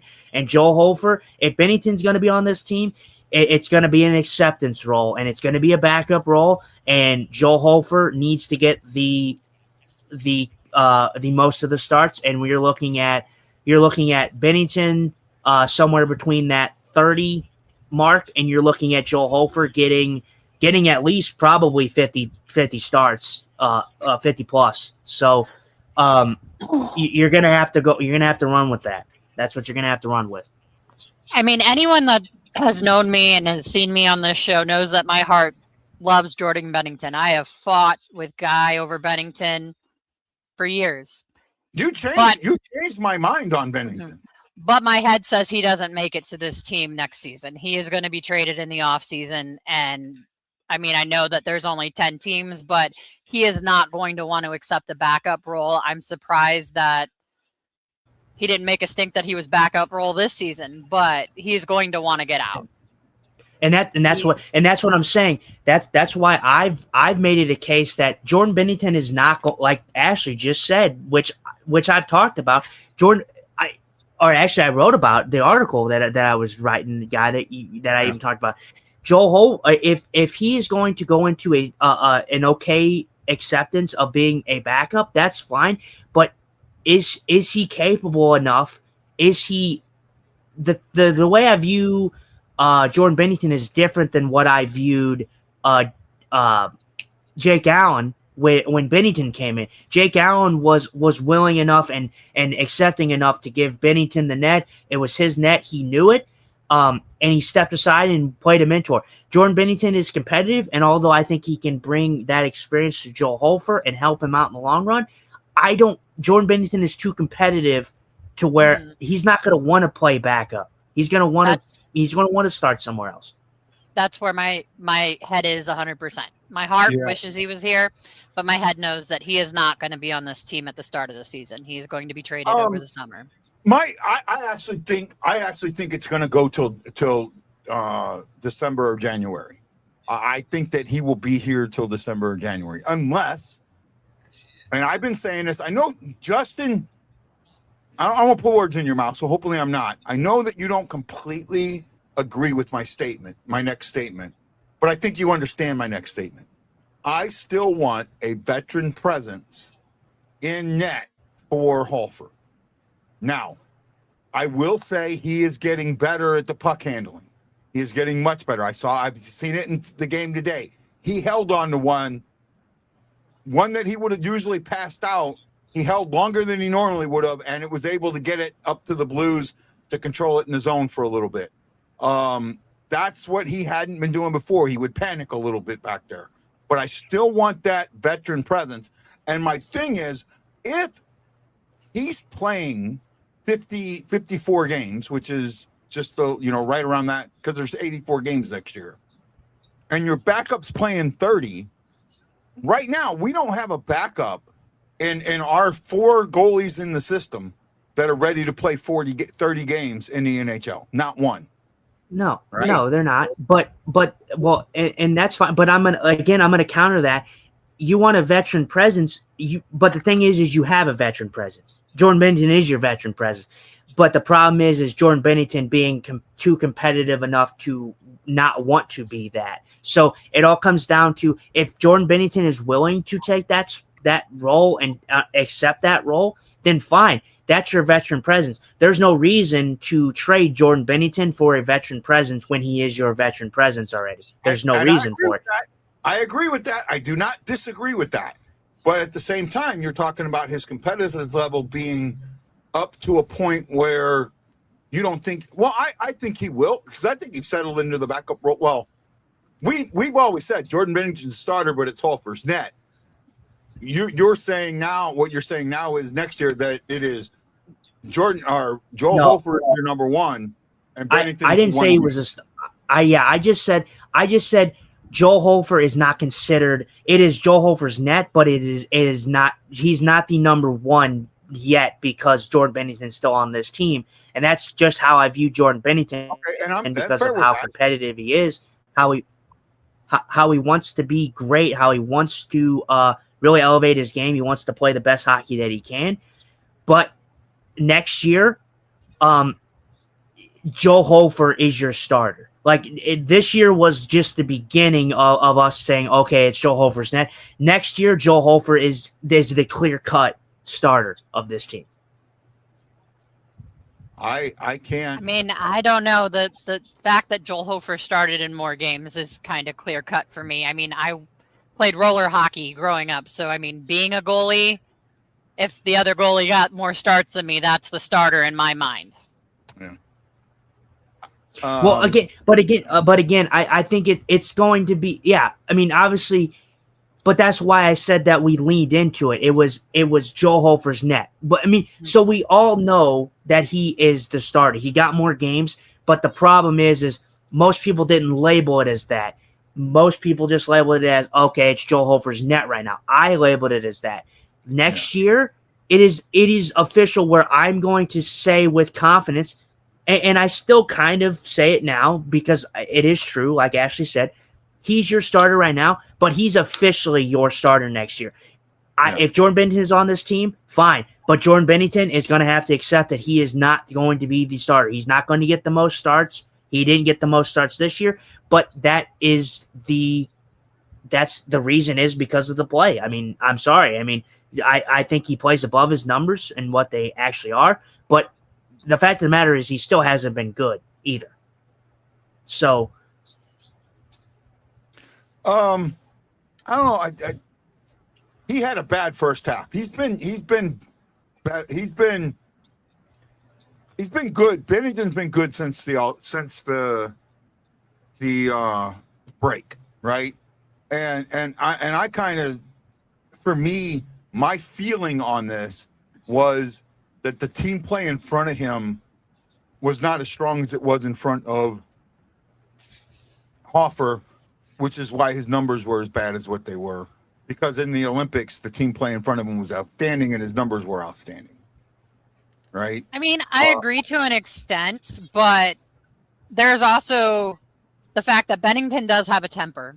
And I can relate to an extent that when the team in front of you isn't playing well, Bennington is the type to throw a tantrum and just give up too. Like after so many games of it, he just gives up and Hofer does not. So that is why Hofer's numbers are better, because he does not give up and he keeps playing. And Bennington was like, well, they don't care. I don't care. So his numbers are going to suffer with that attitude. When you're getting paid as much money as him, you can't do that. Well, I mean, first of all, I just think I look at both trajectories, and Hofer and Bennington struggled in the first portion. Hofer strung himself really nicely, but the thing is the Blues goaltending tandem was down at the bottom. They had the worst stats in the league, and then you see the shift, and you see where Joe Hofer was in the first half, and then after everything, and he got back into it, and he got his footing, he jumped from bottom of the league in goaltending to being first in some stats. So that doesn't happen. I get the whole mindset of, oh, well, the team's playing bad. You can't blame the team every time. It is okay. Blaming goaltending is a softball, and it shouldn't happen all the time. And blaming goaltending is not the way to go. But the fact of the matter is there's games where the Blues played well and the goaltending let them down. Bennington let them down. Hofer let them down. It's not just the team in front of them all the time. Joe Hofer faced the same amount of turnovers and stuff that Bennington faced. The difference is Hofer made the extra save when Bennington did not. That's just what it comes down to. Well, Hofer corrected the direction faster than Bennington did, and I think that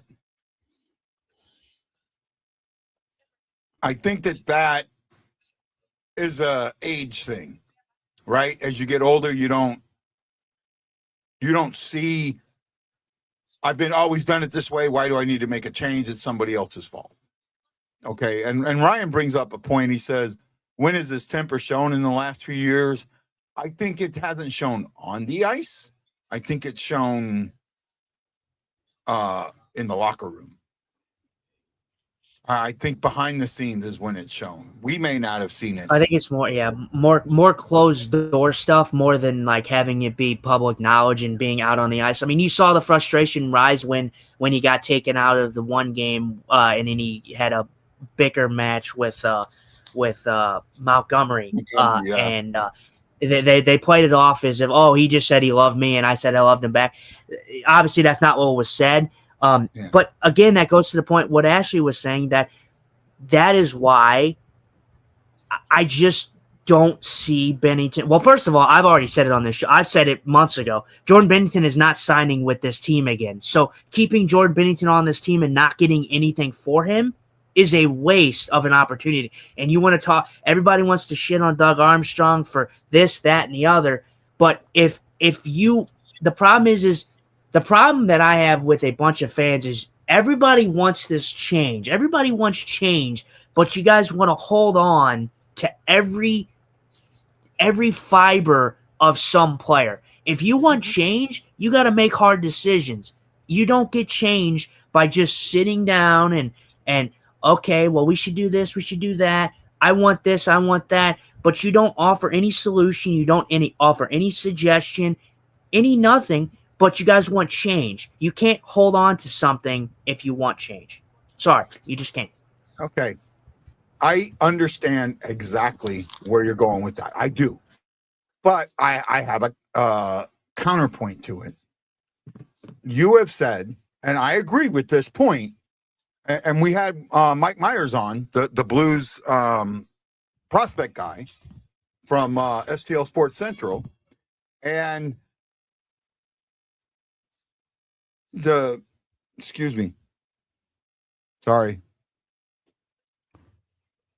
everyone agreed that this team's not that far off, right? If you truly, honestly believe that this team is not that far off, and you don't think that goaltending is an issue, that right now goaltending is not a problem, trading Binnington even at the trade deadline, because who knows what Carbonell brings in. Maybe Carbonell's that piece you're missing. And come trade deadline, this team's in the 1 or 2 spot in the Central. At that point, do you trade a Stanley Cup winning, even though you could get nothing, he could walk with nothing.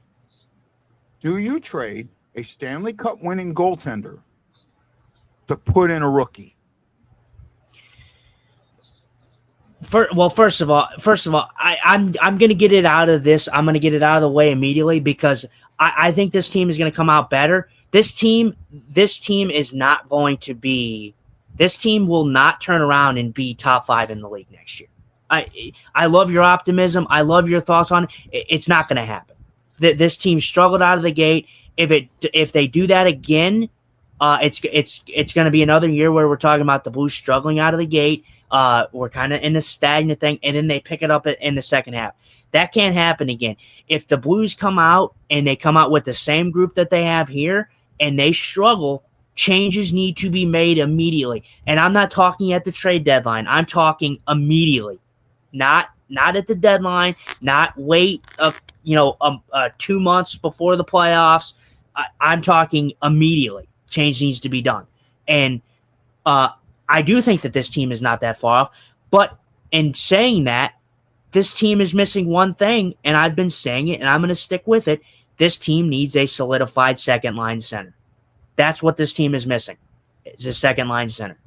Dvorsky, they want Dvorsky there. That's all fine and dandy. He is not there yet. So forcing him into a position where he's not ready for could hurt him in his development, and he could not live up to the potential. If you bring in a second-line center behind him or in front of him and play him on the third line, he gets to go through the growing pains down there. He doesn't get as much minutes. He doesn't have as much pressure on him. That could help him grow as well. And by learning from guys like Robert Thomas and whoever that second line center is that you're bringing in that's established already. That's what this team is missing.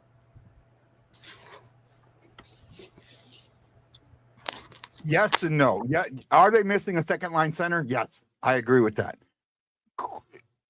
Could this team be a top 5 team in the league next year with 2 small changes?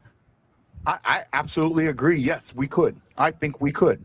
I don't think that this team, this 84 or 86 point team, is that far away from 110 points. I really don't. Right?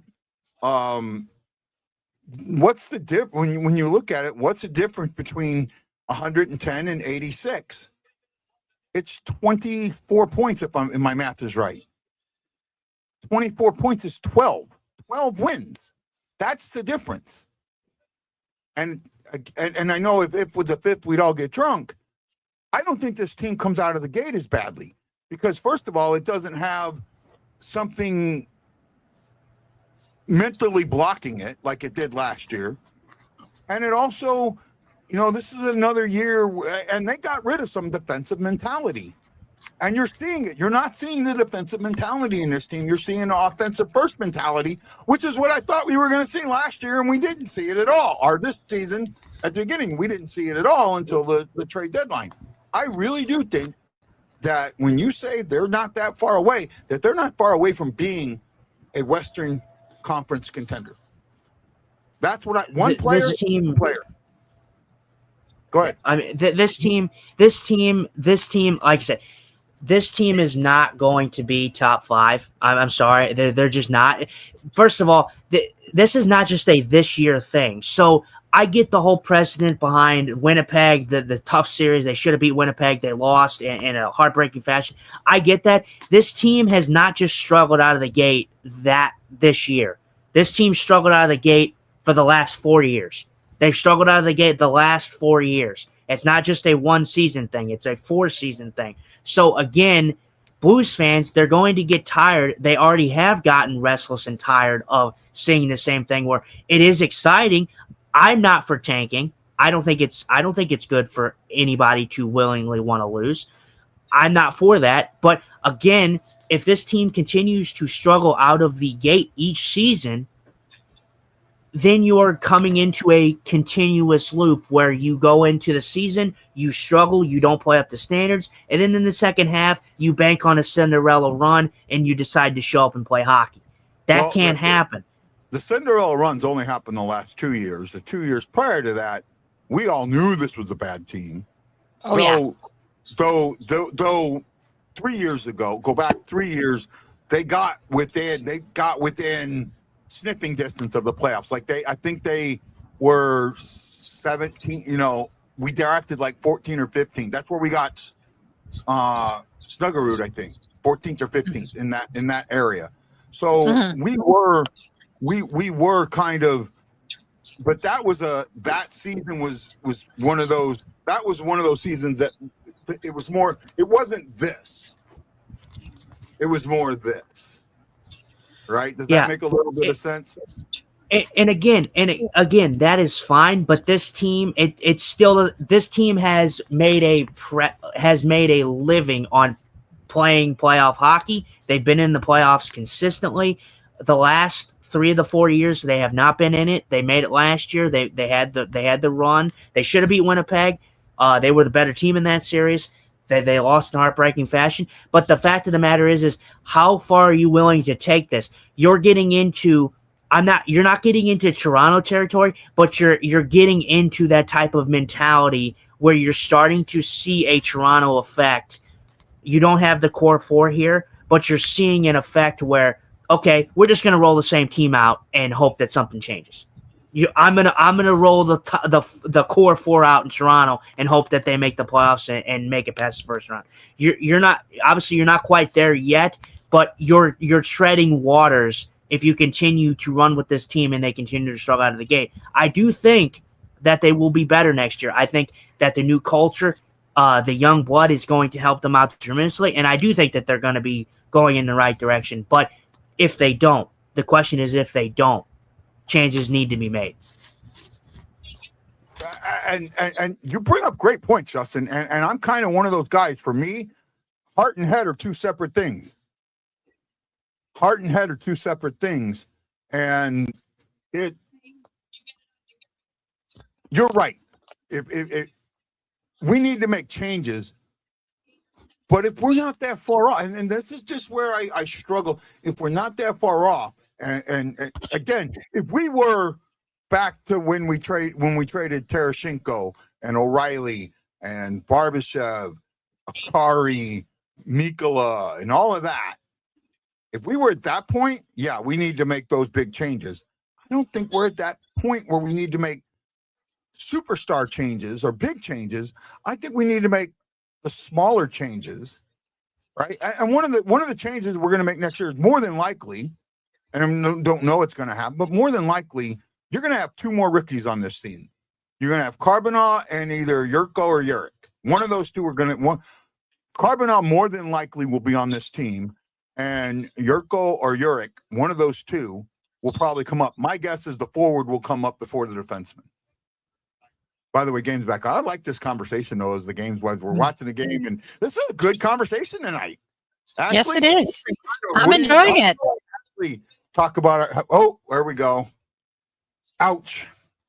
Oh, I have a new soundbite for next year. I don't know if you saw it in the last show, but and I don't have it queued up here, but when I was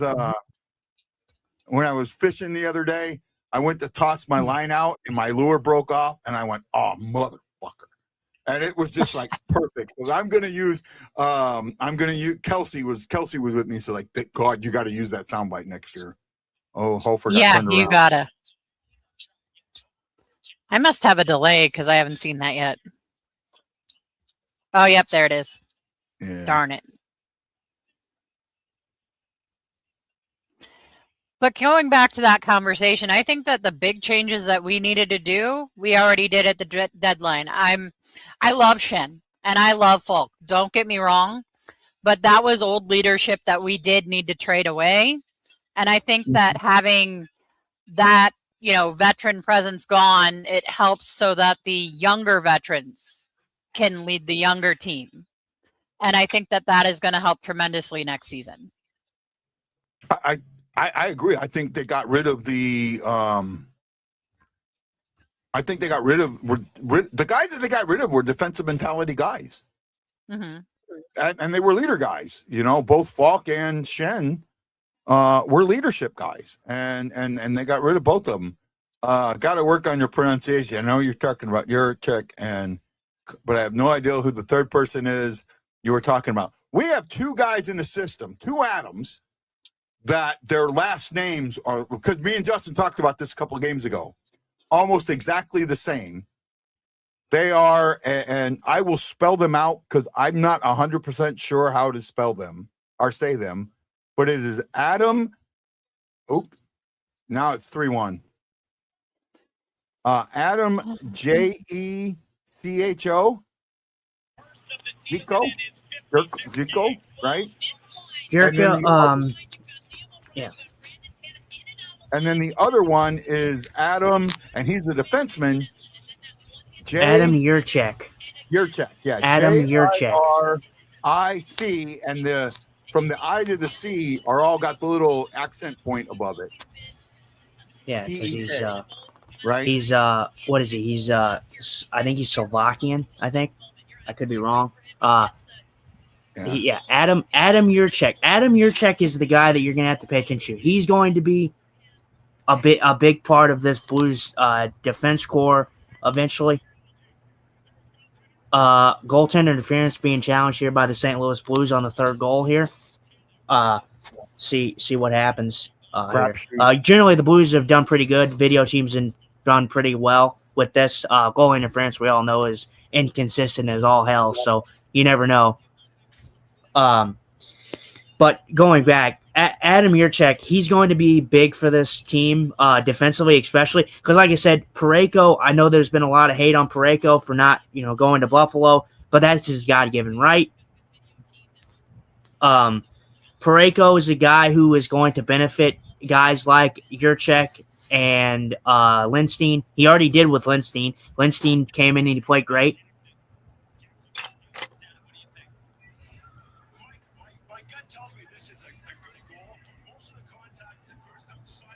Oh, this is going to be this should be goaltender interference. Well, according to Dave Jackson, he doesn't agree. He thinks it's a good goal. Okay, and there is no goal. There is no goal on the ice. He pushes the pad. Yeah. Well, I'm just going off of what Dave Jackson said. Dave Jackson said that it was a good goal, but the call was overturned. Yeah, at the end he says he pushes the pad, and that's what makes it the no goal.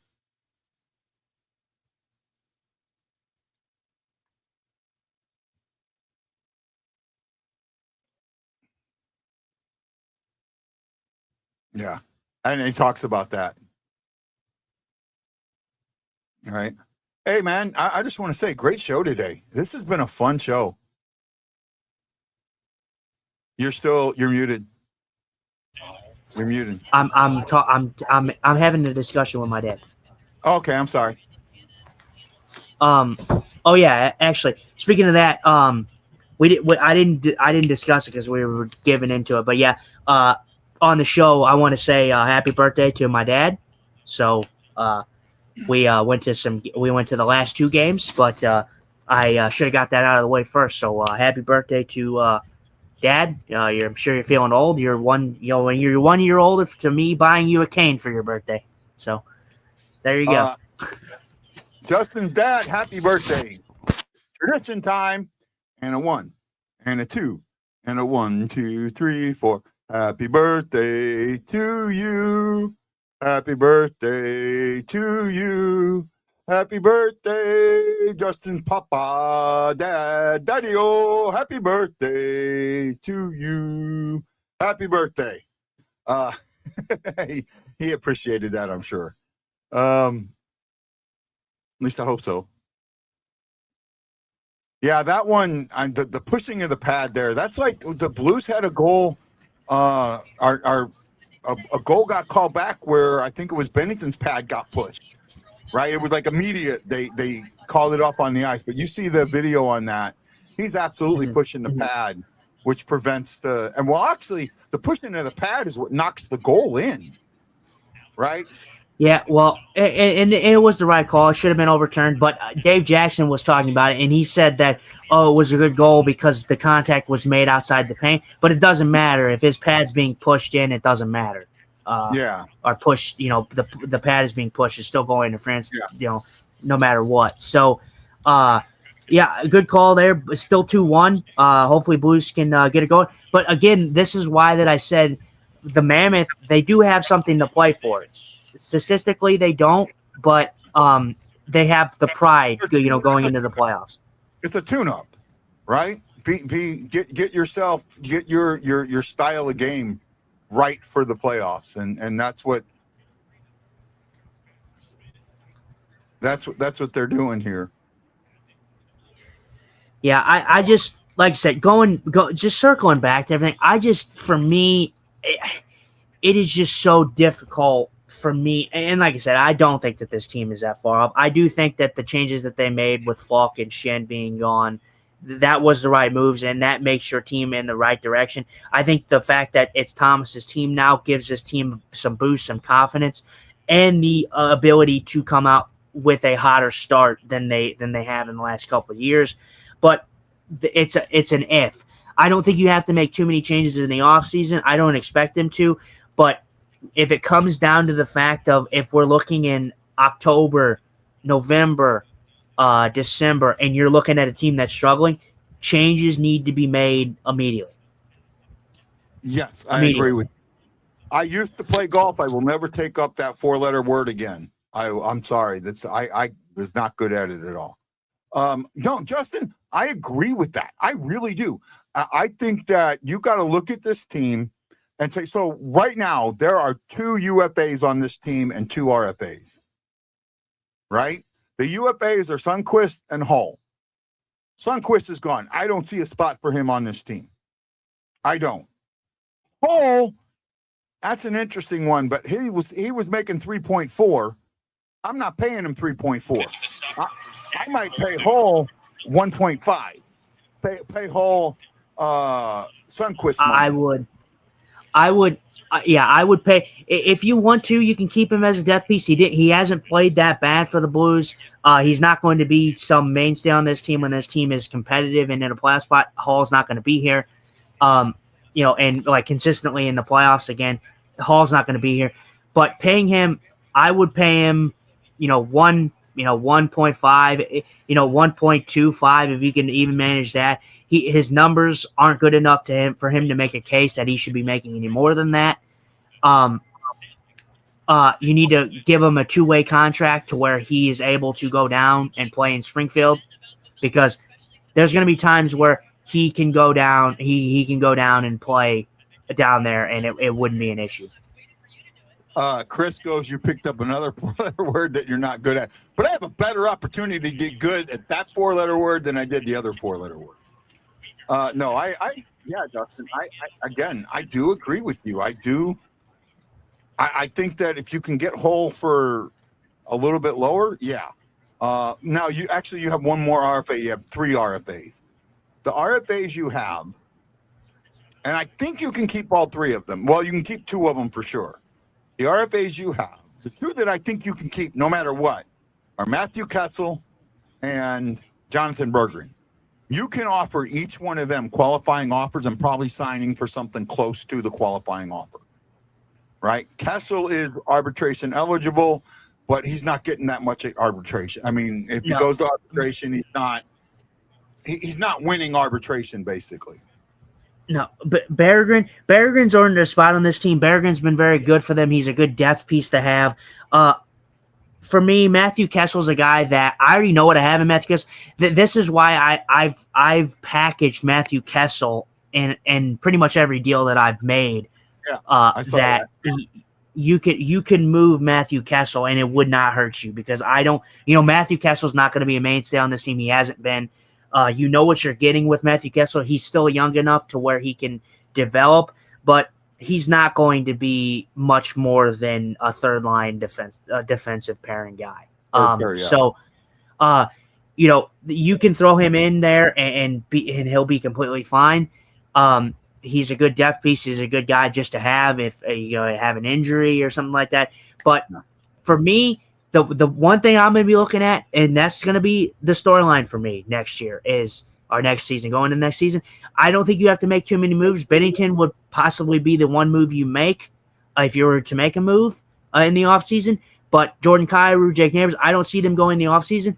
But those are my 2 guys that I'm watching in the beginning of the season. There is one RFA that I am concerned about us signing. And I would assume it's Holloway. Holloway, right? But Holloway, I give him the money.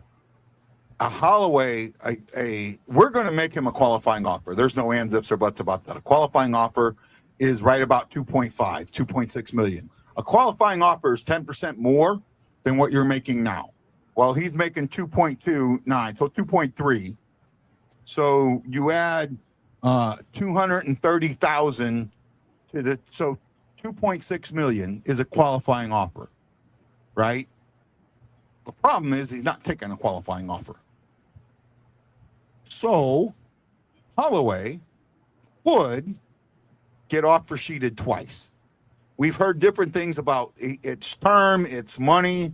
I would be willing to almost bridge him because he's not a UFA until 2029-30. So you got 1, 2, 3 years till he's a UFA. I would look at paying, and he's had injury concern.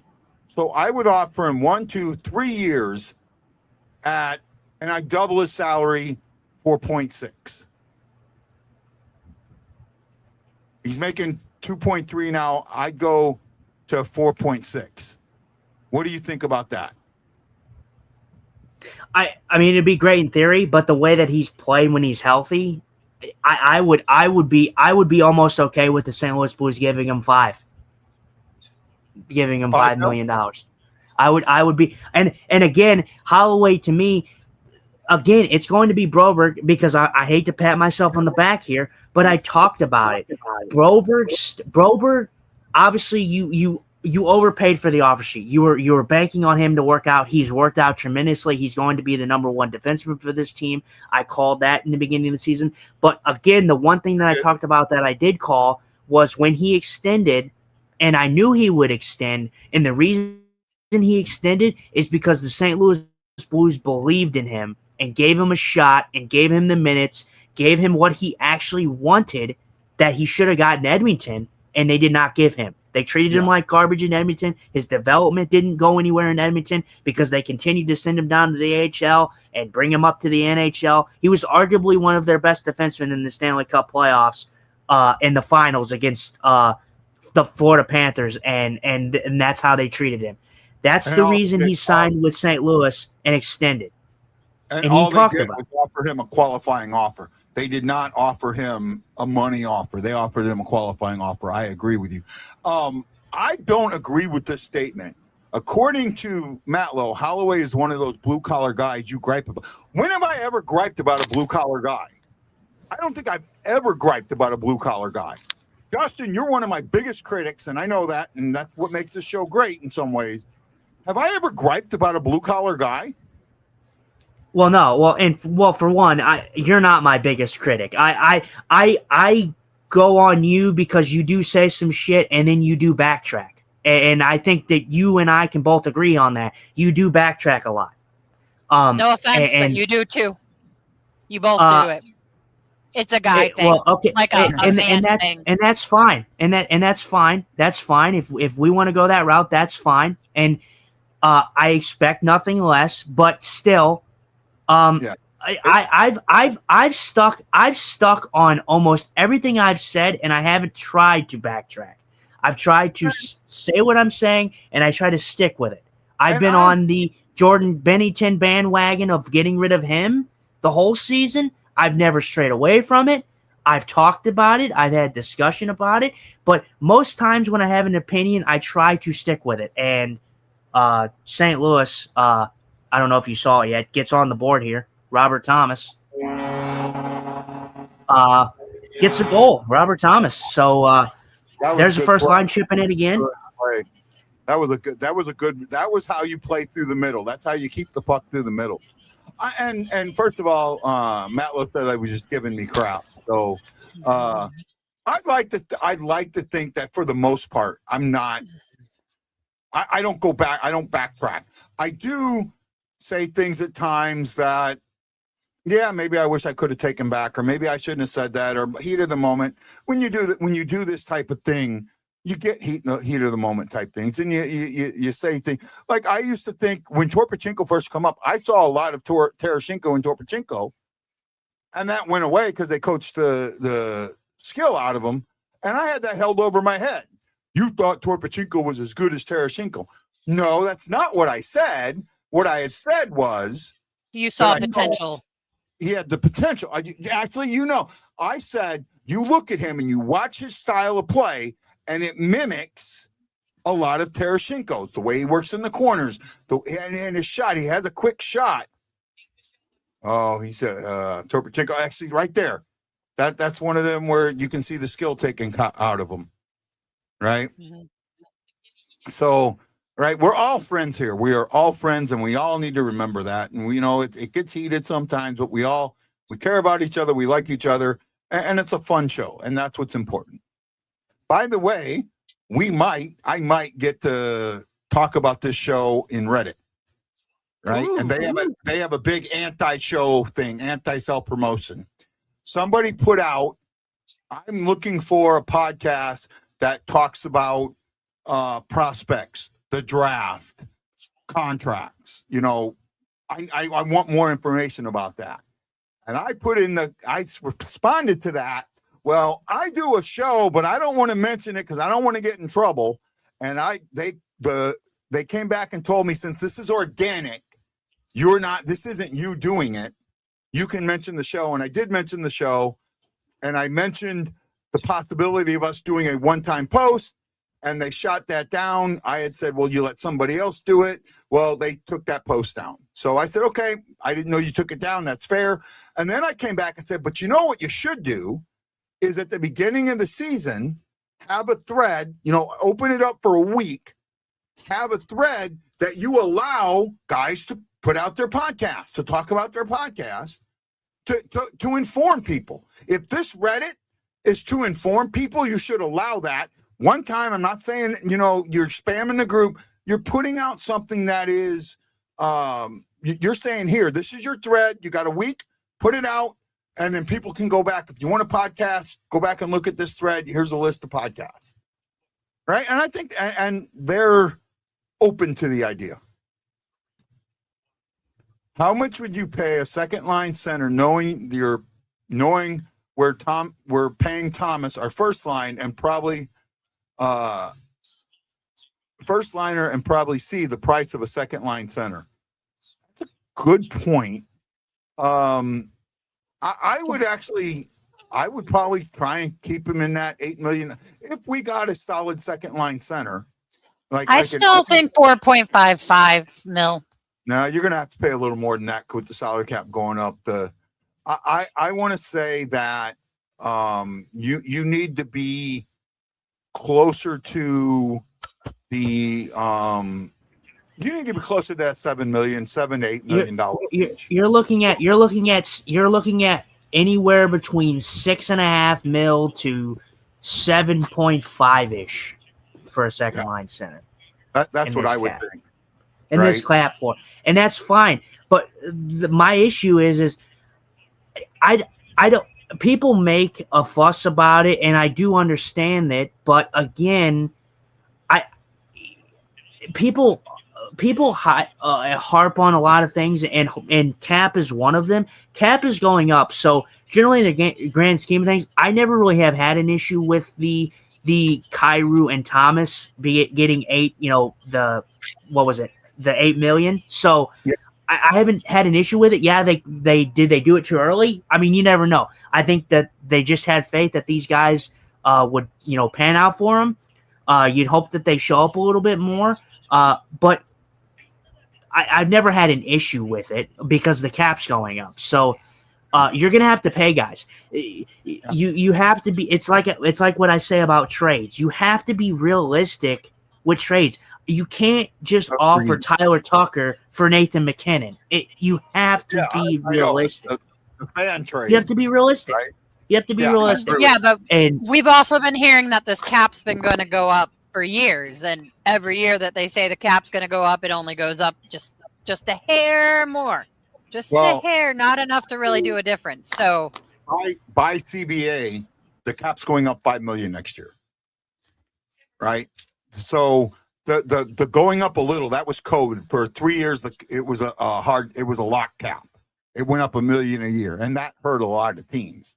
Now we are going up to a point to where it's jumping. It jumped $5 million last year, which and I love Lance. I said the cap would go that much. No, it's only going up $3 million. I called that one. And it has been said it's going up $5 million, at least $5 million this year. I think that's like a preset. It's already said it's going up at least $5 million. Yeah, I mean, You're locking that up. I mean, well, first of all, and if that's the case, it's going up 5 mil. You locked up two great players in Kyrou and Thomas for an extended period of time for just $8 million. In the grand scheme of things, that's not terrible. That is not terrible because the cap is going up. So it's not terrible. So anyone who says that they're bad contracts, yes, have they lived up to them in its all entirety? I think that for the most part, I think they've been okay. Obviously, the team has had a down year, of course, from an offensive standpoint. But still, you look at like someone like Robert Thomas. He has he just scored tonight, so that's 63 points. Kyrou has 46 now. Obviously a down year, from the Kyrou standpoint, but he can get up there. He's been generally, like Guy said, 75 points. Yeah. Thomas is a 62. There he is. Did you see it yet, Guy? There it is, baby. You're about 35 seconds ahead of me, bud. No, I'm not. I just saw it. Yeah, well, you were clapping ahead. You were clapping before I saw it. So. Oh well, I wasn't doing that because of the goal. I was doing it, but then I looked up and then we scored. Okay. No. So again, first line gets in on the scoring again. Robert Thomas again. Oh man, what a deflection that was! Holy moly. Yeah. What a pass by Holloway. Fowler. No, that was Fowler. Sorry, it was Fowler. Fowler. What a perfect pass by Fowler. So now that puts Thomas at 63 points. So he needs one more, and it'll be a point per player game, and it'll be like 3 years in a row, 2 or 3, at least 2, and 3 of the last 4 that he's been a point per player game, right? Go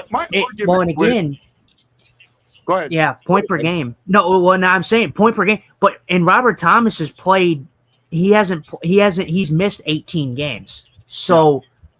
Put in those 18 games. I mean, does he do anything in those 18 games? I would assume so. The thing is we talked about how he's had such a down year, but you look at what he's done since the Olympic break. I mean, it's just absolutely outstanding. The Blues first line has been the best line statistically since the Olympic break. They hold some of the best stats in the league. Jimmy Snuggerud, Robert Thomas, Dylan Holloway, they hold some of the best plus minus since the Olympic break, best goal differential. It's been outstanding to watch. So if you add those 18 games that he missed, you're looking at possibly at least 80-point season. Yeah, Matt Lowe, I agree. I would like to see him get that assist that joined Federico. 5 consecutive years of what was it? 40 assists and 20 goals and 40 assists. Yeah. I would love to see that. I'd absolutely love to see that, bud. Man, now my head just went away. No, I'm on board with you. I think that. Well, I was just looking at this. So how many? I'm going to ask this straight up, and I'm asking this of Ashley and Justin, and for those of you that are watching, I know you're at a 15-second delay. You can chime in too. How many players, as of today, will play all 82 games? And then let's say how many players have played all 80 games, or 80 of the 82 games, right? So I'll go with Ashley. Do you know the answer to that, Asher lady? Ashman. The only one I can think of that's probably played all is Fowler. That would be correct. Today is Fowler's 82nd game. Hi. Leia, can you say Layla. hi? Yeah. Hi, Layla. Okay, go watch your Disney movies now. So who got close? Who got close? 1, all 82. Who got 80 or better?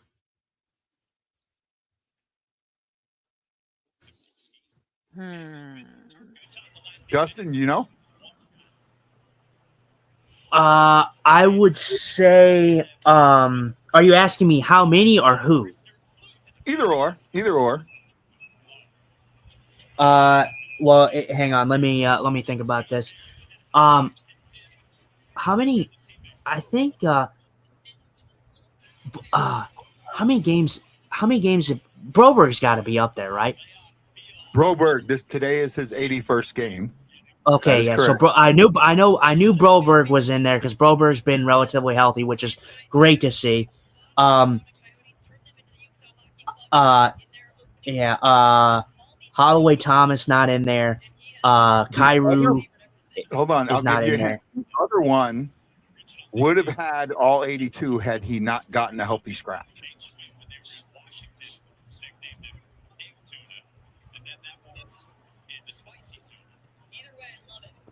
All 82 if he didn't get healthy. That would be scratch. Booch. Bushnevich. Yeah. Okay. So Bush.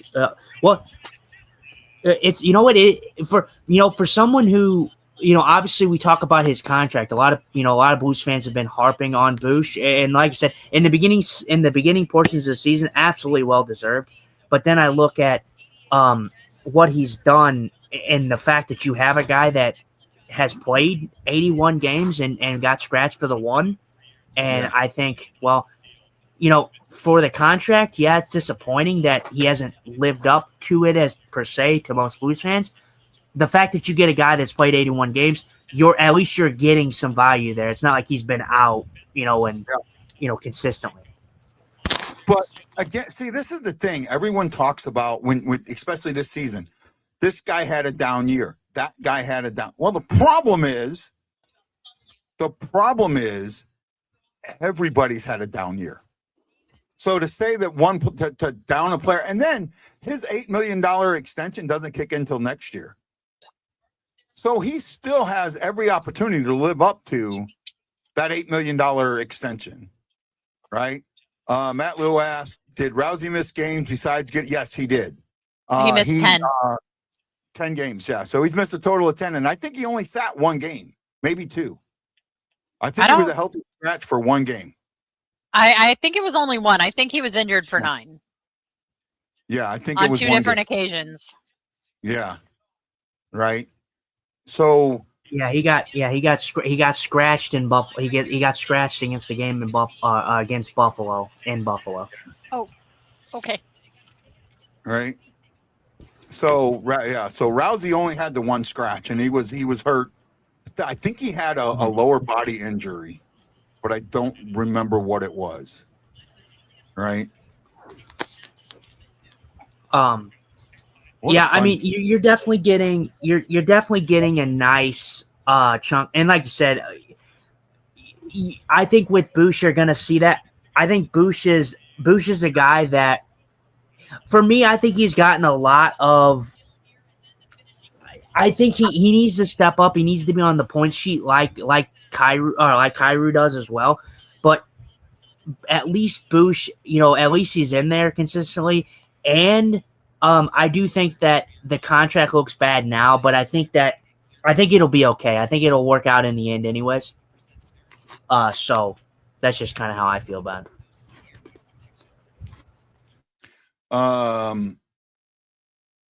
Kyrou's a bit of an Iron Man. Yeah, Kyrou plays a lot of games, but he was injured this year. He might have had a concussion. Or didn't he get a knee to knee? Didn't he get a knee to knee in one game? I think it was. Yeah.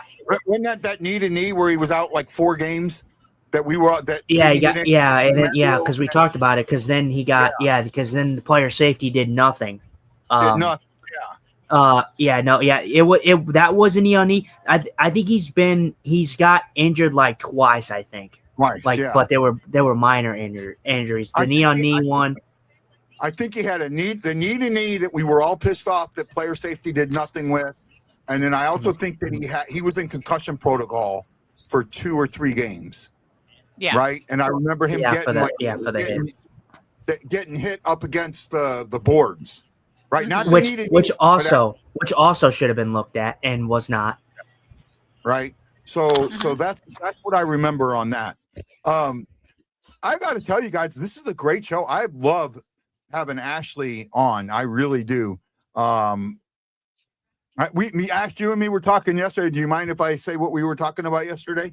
Go ahead. Right, you and Lance have almost universal rights to come on when you want. But I pulled that back a little bit and said, hey, now ask me since I have another co-host. And you're like on the edge of like, I would almost never say no. You know what I mean? I ask you guys, because I know you both can jump in on your own. I ask you not to do that, but ask me and I'll let you know. But other than that, this has been fun. And I know you said you want to, next season be here more. Give me the heads up. And if things are good with me and Justin, or, Justin's still good with it, this is both of us. This isn't just a guy thing. Got to make sure both of us are comfortable that day. We will bring you on more, especially what I'd like to bring you on more for, if Justin is okay with this, and I hope he doesn't mind me kind of saying this over the air, is more like in the off season, we're going to do rank the players. We're going to do a draft. What do we need for the draft? We're going to do another season preview, hopefully at Batali's again. I'd like to have you more of those shows also, right? Absolutely. Justin, are you, and if you're not okay with it and you don't want to say it on the air, send me a message, but if you're okay with it, let me know. Yeah, let me just pull out my phone real quick and let me just be nonchalant about it, right? No, I'm fine with it. Come on, let's use our brains here. Believe me, I have no issue with it. I am, as you've seen, I'm not the guy to shy away from it. If I have an issue with something, I will say it. I have no issue doing that. So no, I do not have an issue with it. When she makes her own podcast, I'll have to unsub from this one, and watch hers exclusively. You wouldn't do that to me, Ashley, would you? Oh no, I'm not going to steal them. Yeah, because I know that if you made your own podcast, I would lose about half three quarters to half of my audience. I know that. Dude, I wouldn't have my own podcast. I wouldn't know what to do without you. You're like the peanut butter to my jelly. I know. This is not easy. This is not easy to do at all. Right? Not at all. A lot of people think, oh, you just get on and talk. There's so much more. Oh, there's so much more. And then there's your mind racing and what have I already said and trying to keep your thoughts organized. It's so much easier when you have somebody to toss those ideas to and keep you in check. Yeah. And it's not just that. It's with everything that's going on, the liveness of this show. Just to be able to talk. And then there's times where there's nobody responding and you've got to be able to, okay, what do they want to talk about? What can I get them to talk about? There's the time delay. There's, and then setting this up, getting everything set up, especially on a live. Oh my goodness. The equipment that you have is insane. And even like today, I have, because Leia has control of the TV, I have like my iPad so that I can watch the game, which I have an even bigger delay than you on my iPad. I have, my computer, my headset. I have a setup, and I'm just like, this isn't even half of what Guy has. And this was a pain in my butt. Yeah. And when I'm doing it live, you can ask Justin or Ashley even, because I think Ashley's been at some of my life. Leave me the fuck alone when I'm doing it live. Setting this stuff up. I mean, because there's so much going on in my head, I can't answer questions. Like, people want to help me. I don't know how to tell them how to help me. Yeah. I don't, because it's so like, this is what I have to do. This is what I'm so focused on how I need to set things up and where I want things. It's really hard. Justin's he's done a couple of them now that he knows that he'll line out cables and he says, okay, I know this cable goes there. I know that cable goes here, but he still doesn't have everything in my head. Like, I think he wants the camera here. So he'll kind of put the tripod where he thinks I want it and do things like that. Can we watch a clip of you freaking out for 82 games? I don't know if someone ever recorded me setting up a live, that's what you would see. I'll tell you, you asked Shockey. I almost the very first show of this season almost did not happen. And not for the reason that we talked about. I almost threw a punch. Actually, no, it was the second show. Second show of this season almost didn't happen. Or no, it was the first show. Mm-hmm. That Sunday show almost didn't happen because I almost threw a punch. I absolutely almost threw a punch. I would have gone to jail that night. right? I don't think I heard this story. I'll wait until Justin gets back to tell it. Shockey, I think Shockey got there right after it happened. What happened? Kyler Yamamoto. Justin, do you remember what happened? Do you remember what happened in the first live we did at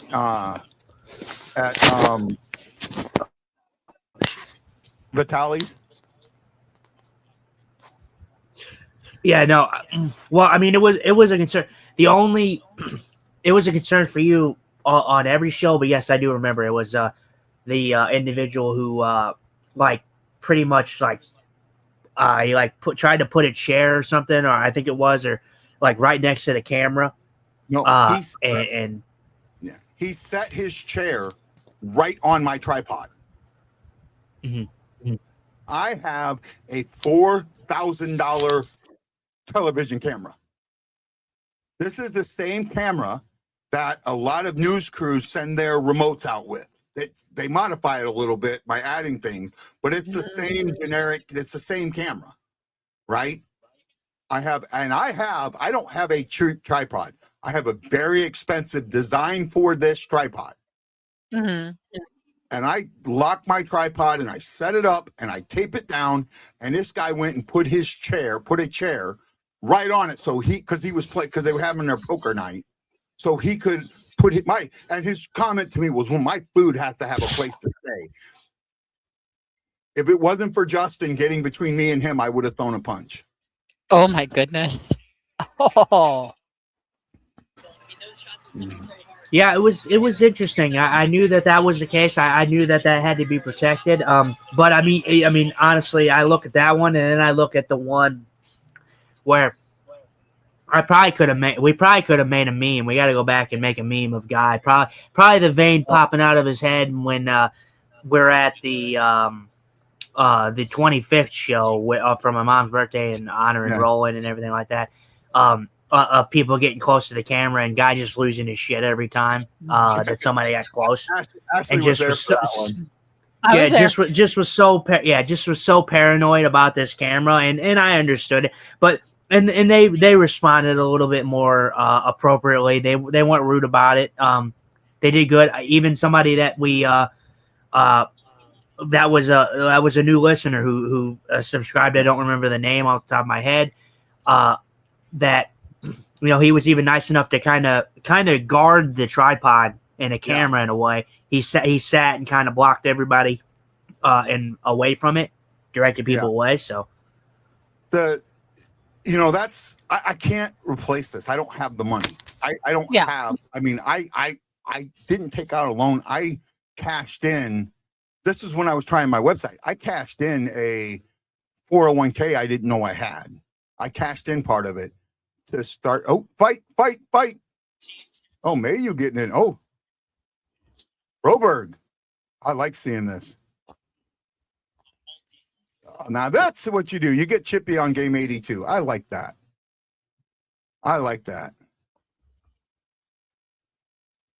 Oh, are you talking about the Scandella rant? Is that the one you're talking about? I have that one. I showed that one. I didn't I just recently show that one, Justin? I think so. The Scandella rant. Yeah, you did. You did that very recently. Yeah, that basically right there. That was Golf King. And Golf King unfortunately doesn't watch the show anymore. But trade Scandella for a bag of pucks, and I went off because it just doesn't work that way. That's not how things work. And Scandella, for what he was supposed to do, did his job very, very well. People wanted more. I hated Scandella, but he did his job very, very well. Everybody just thought he should do more, and I thought he did his job very, very well. Looks like we're going to have some penalties coming up. No, I just didn't like that a certain somebody had a big crush on him, so I hated Scandella. Oh, is this who I think it is? Why did three guys jump on Nathan Walker? I don't know. I didn't see what Walker did. I don't think he did anything. You don't think he did anything. I think he was just being chippy, but then he was being chippy with somebody, and then two other Utah players come in and surround Nathan Walker 3-on-1 I'm like what are you doing? Yeah, it was the Like- end of the period. He was probably running his mouth. Yeah. Well, Pro- I'll tell you. Yeah, big Probably, mouth. Yeah. I just which noticed I have no problem with. But from what the replay, I didn't see the whole like the initial thing, but from the replay, that's what happened, and then the scrum happened. He's jogging now. Did you see who went and talked to the officials? I think I didn't catch it. Neighbors went and talked. Yeah. So I'm wondering if Robert Thomas was in this. Well, Robert Thomas was in the scrap. So okay, but I wonder if he made Thomas the de facto captain last game and Neighbors the de facto captain this game to see how things play out. 3-3. Blues get 2 goals that period, and so do the Utah Mammoths. I love that name. They have one of the better names in the league. The Mammoths get goals from Kraus and Yamamoto, and the Blues get 2 from Robert Thomas, his 23rd and 24th of the year. He needs an assist or a point. He needs an assist to have 5 years with, I think it's 40 plus. I think he only needed the 3 points. I think he already met. Let me double check something here real quick. So right now he has 22 points, or 24 goals and 39 assists. So he needs 1 assist to have 5 straight seasons of 20-40. Right? So he needs an assist to make that happen. yeah, I mean, it kind of goes to the fact of this first line just showing up. It's given this blue team so much life. But again, this is my problem with teams like Colorado, Edmonton.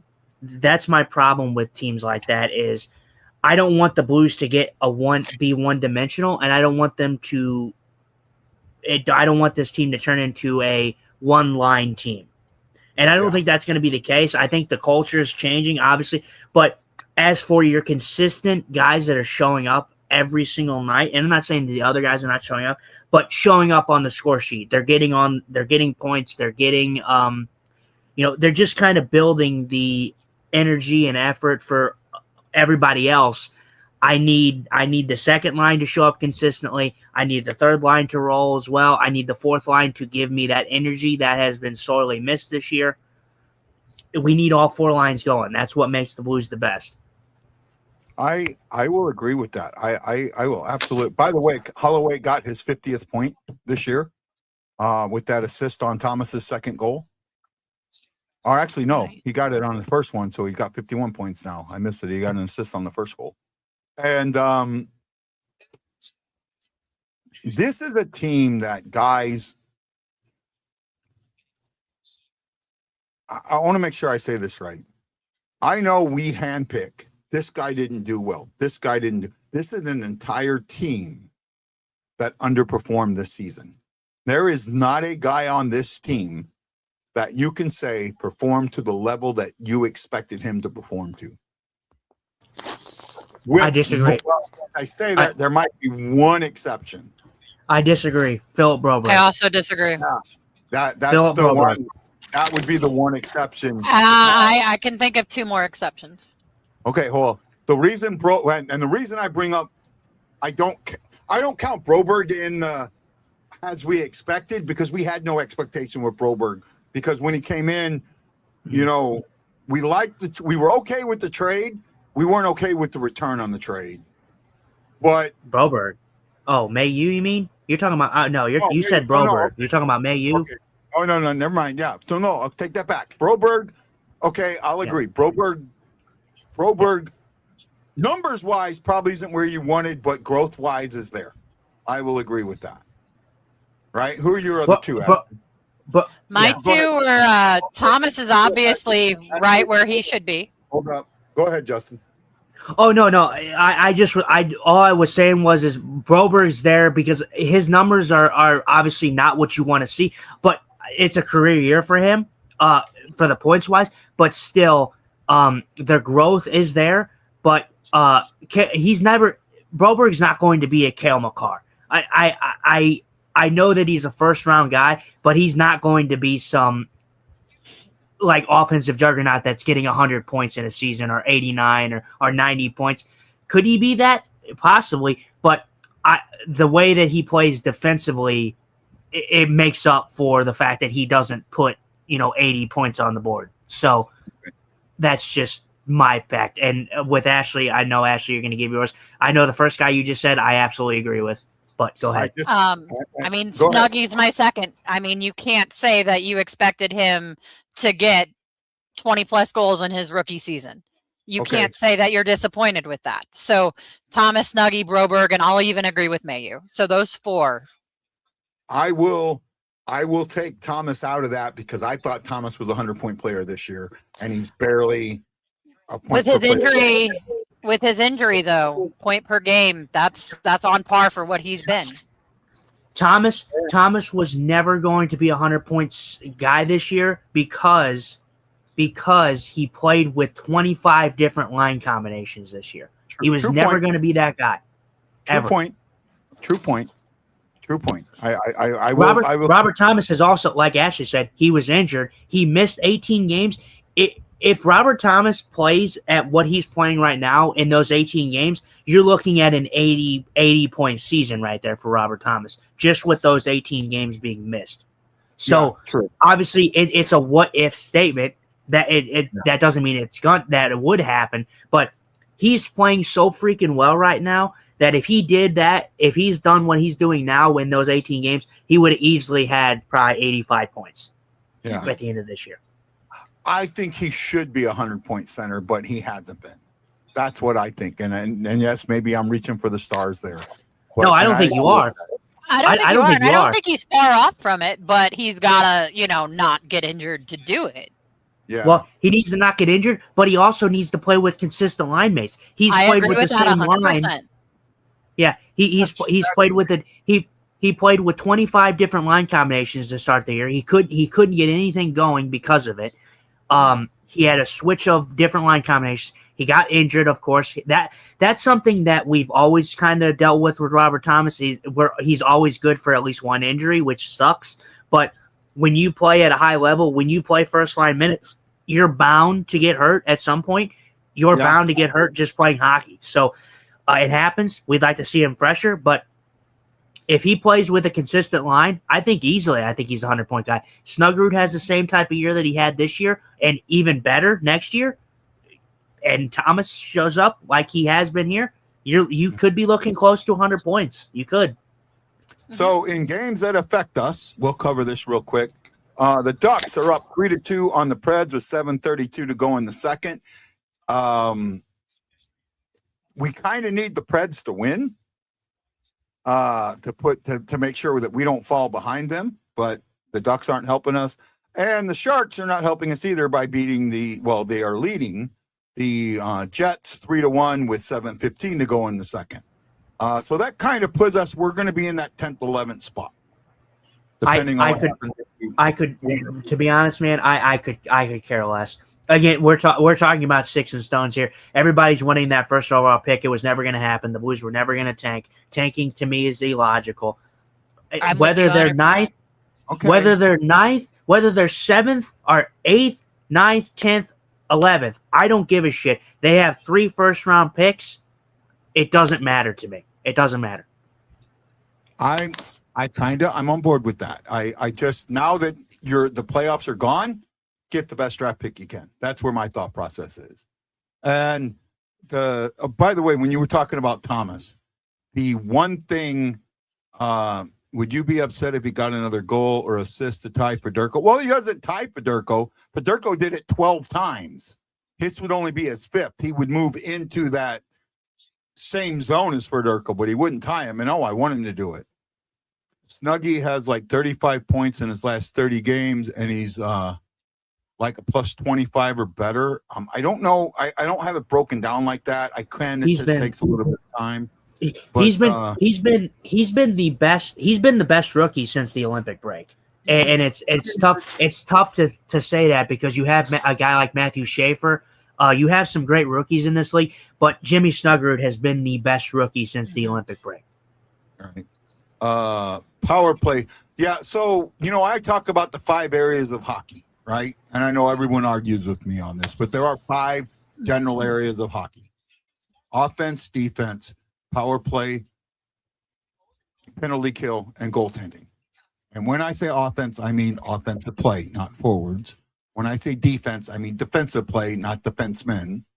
Power play, everything else is goaltending in and of itself could mean goaltending plus defensive play, right?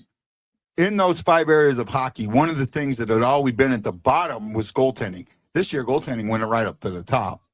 But for next season, goaltending will probably be my number 5, my least area of concern.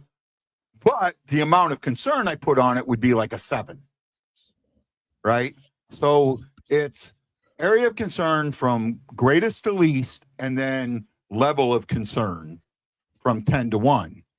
I'm not putting goaltending last and saying it's not a concern at all. It is. And until I see them come out and play like they're supposed to, it's going to be a 7 or an 8, even though it's down at the bottom. The power play is probably the thing that I would put at number 1 right now. I think not just power play. I'm going to say, if I was to go through the 5 areas of hockey right now, I would go power play, penalty kill, offense, defense, goaltending. Power play, level of concern, 9.5. Penalty kill, level of concern, 9.5. Offense, level of concern, 8.5. Defense, level of concern, 7.5. It's gotten better. Goaltending, level of concern, 7.58. Yeah, maybe I have a higher level of concern, even though it's lower, but it's shown more than the defense has, in my eyes. We had 6 shutouts this season, and I think 3 of them came after the All-Star break when the defense started playing better, goaltending started playing better. So, that's why it's kind of that would be my numbers. The thing for me, obviously, in those 5 areas, I'm not going to grade them because I don't want to get into a crazy discussion about that. We can kind of tackle that in the off season. It's a good point. For me, the biggest area, if you're going to pick out of that one, the biggest area the Blues need to work on is the power play. The power play is it's good. I'm mixed on it. It's good when it's in the zone and they're passing it around. It's not good when they can't get in the zone. They struggle getting into the zone, but when they do actually set up on the power play, they look very good. They struggle getting to the setup. I agree with that. Yeah, I'm with you. But I also feel like sometimes they just struggle with getting set up regardless, not just on the power play. Yeah, so that's why I almost put offense before the penalty kill. I'm almost more penalty or power play, offense, penalty kill, defense, goaltending. And I can see that because, like I said, my level of concern on him was almost the same. Well, right? it's almost difficult because. Sorry. I got the problem I have. Okay. The problem I have is with the offense. I think it'll come, and I think the culture is getting better. Of course, I think they're going to have a hotter start than they did this year. But my thing with the offense is. Damn, I lost my train of thought. I literally just had it. Man, how did I just lose this? I just was talking.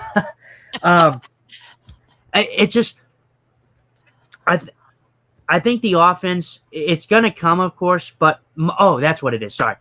My problem is the special teams. Special teams, the reason I have the biggest issue with it is because if you look at the teams that are above and are winning and playoff teams, they're good on the special teams. And it's disappointing to me that you have to bank on that. But if your special teams is good, you're likely a playoff team. Oh, I agree with So, you 100%. But if you're not good offensively in general, you're not going to be good on special teams. It's kind of how I feel. So I feel like you've got to put offense closer to where you're putting the power play, because you can't be good on the power play if you're not good with offense. Well, again, so let me counter this with this. So you don't like the Avs. I don't like the Avs either. But let me counter with this. The Avs are good offensively, right? Yeah.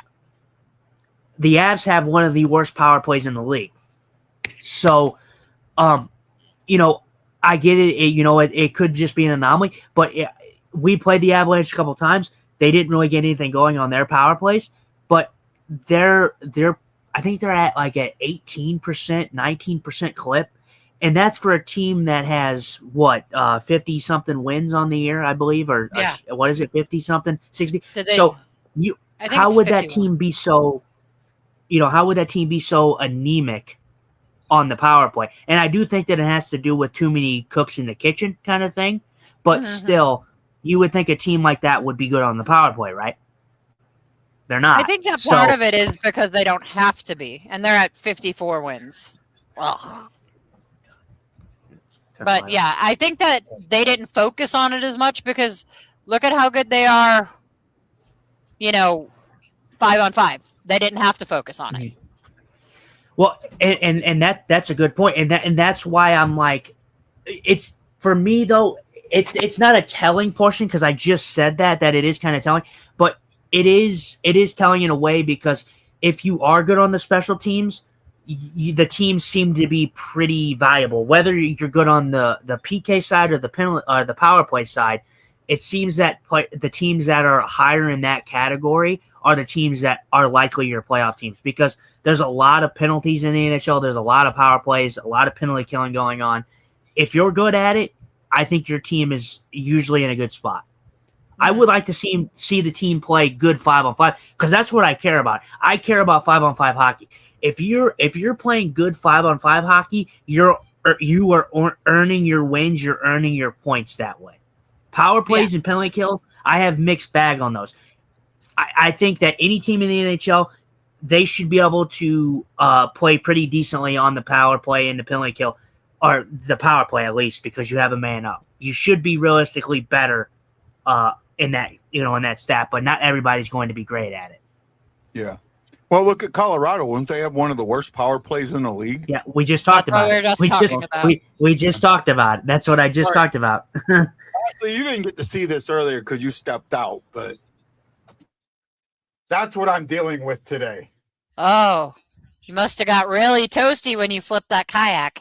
Yeah. Didn't have enough sunscreen on me to begin with, and didn't have, after I take my shirt off, didn't put it on there until it was too late. So my whole body is like that. My back's like that. My legs are like that. So I didn't sleep well last night. That's why I was late coming to the show, because I fell back asleep just because I haven't gotten any sleep. So I'm trying to keep moisture. I have aloe from Banana Boat that I'm putting on my skin, trying to moisten it up so it doesn't stay dry. But at the same time, all the moisture is getting sucked out of me. So just trying to do my best to keep that from happening.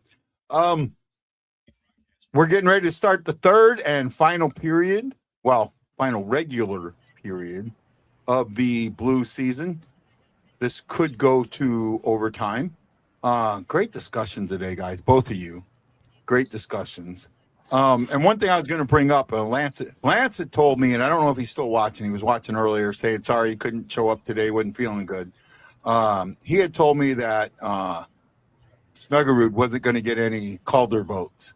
And I actually think he's going to come in fourth. I think he may come in fourth.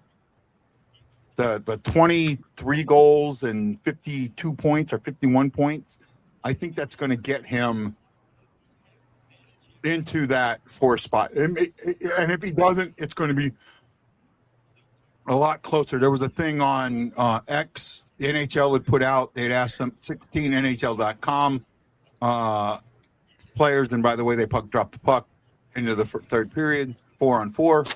Oh, okay. That was the penalties. What were the penalties? Penalties ended up going to Broberg and Cooley, both for roughing. Go ahead. Jimmy Snuggerud's going to get votes, and I do see him sliding into that fourth spot.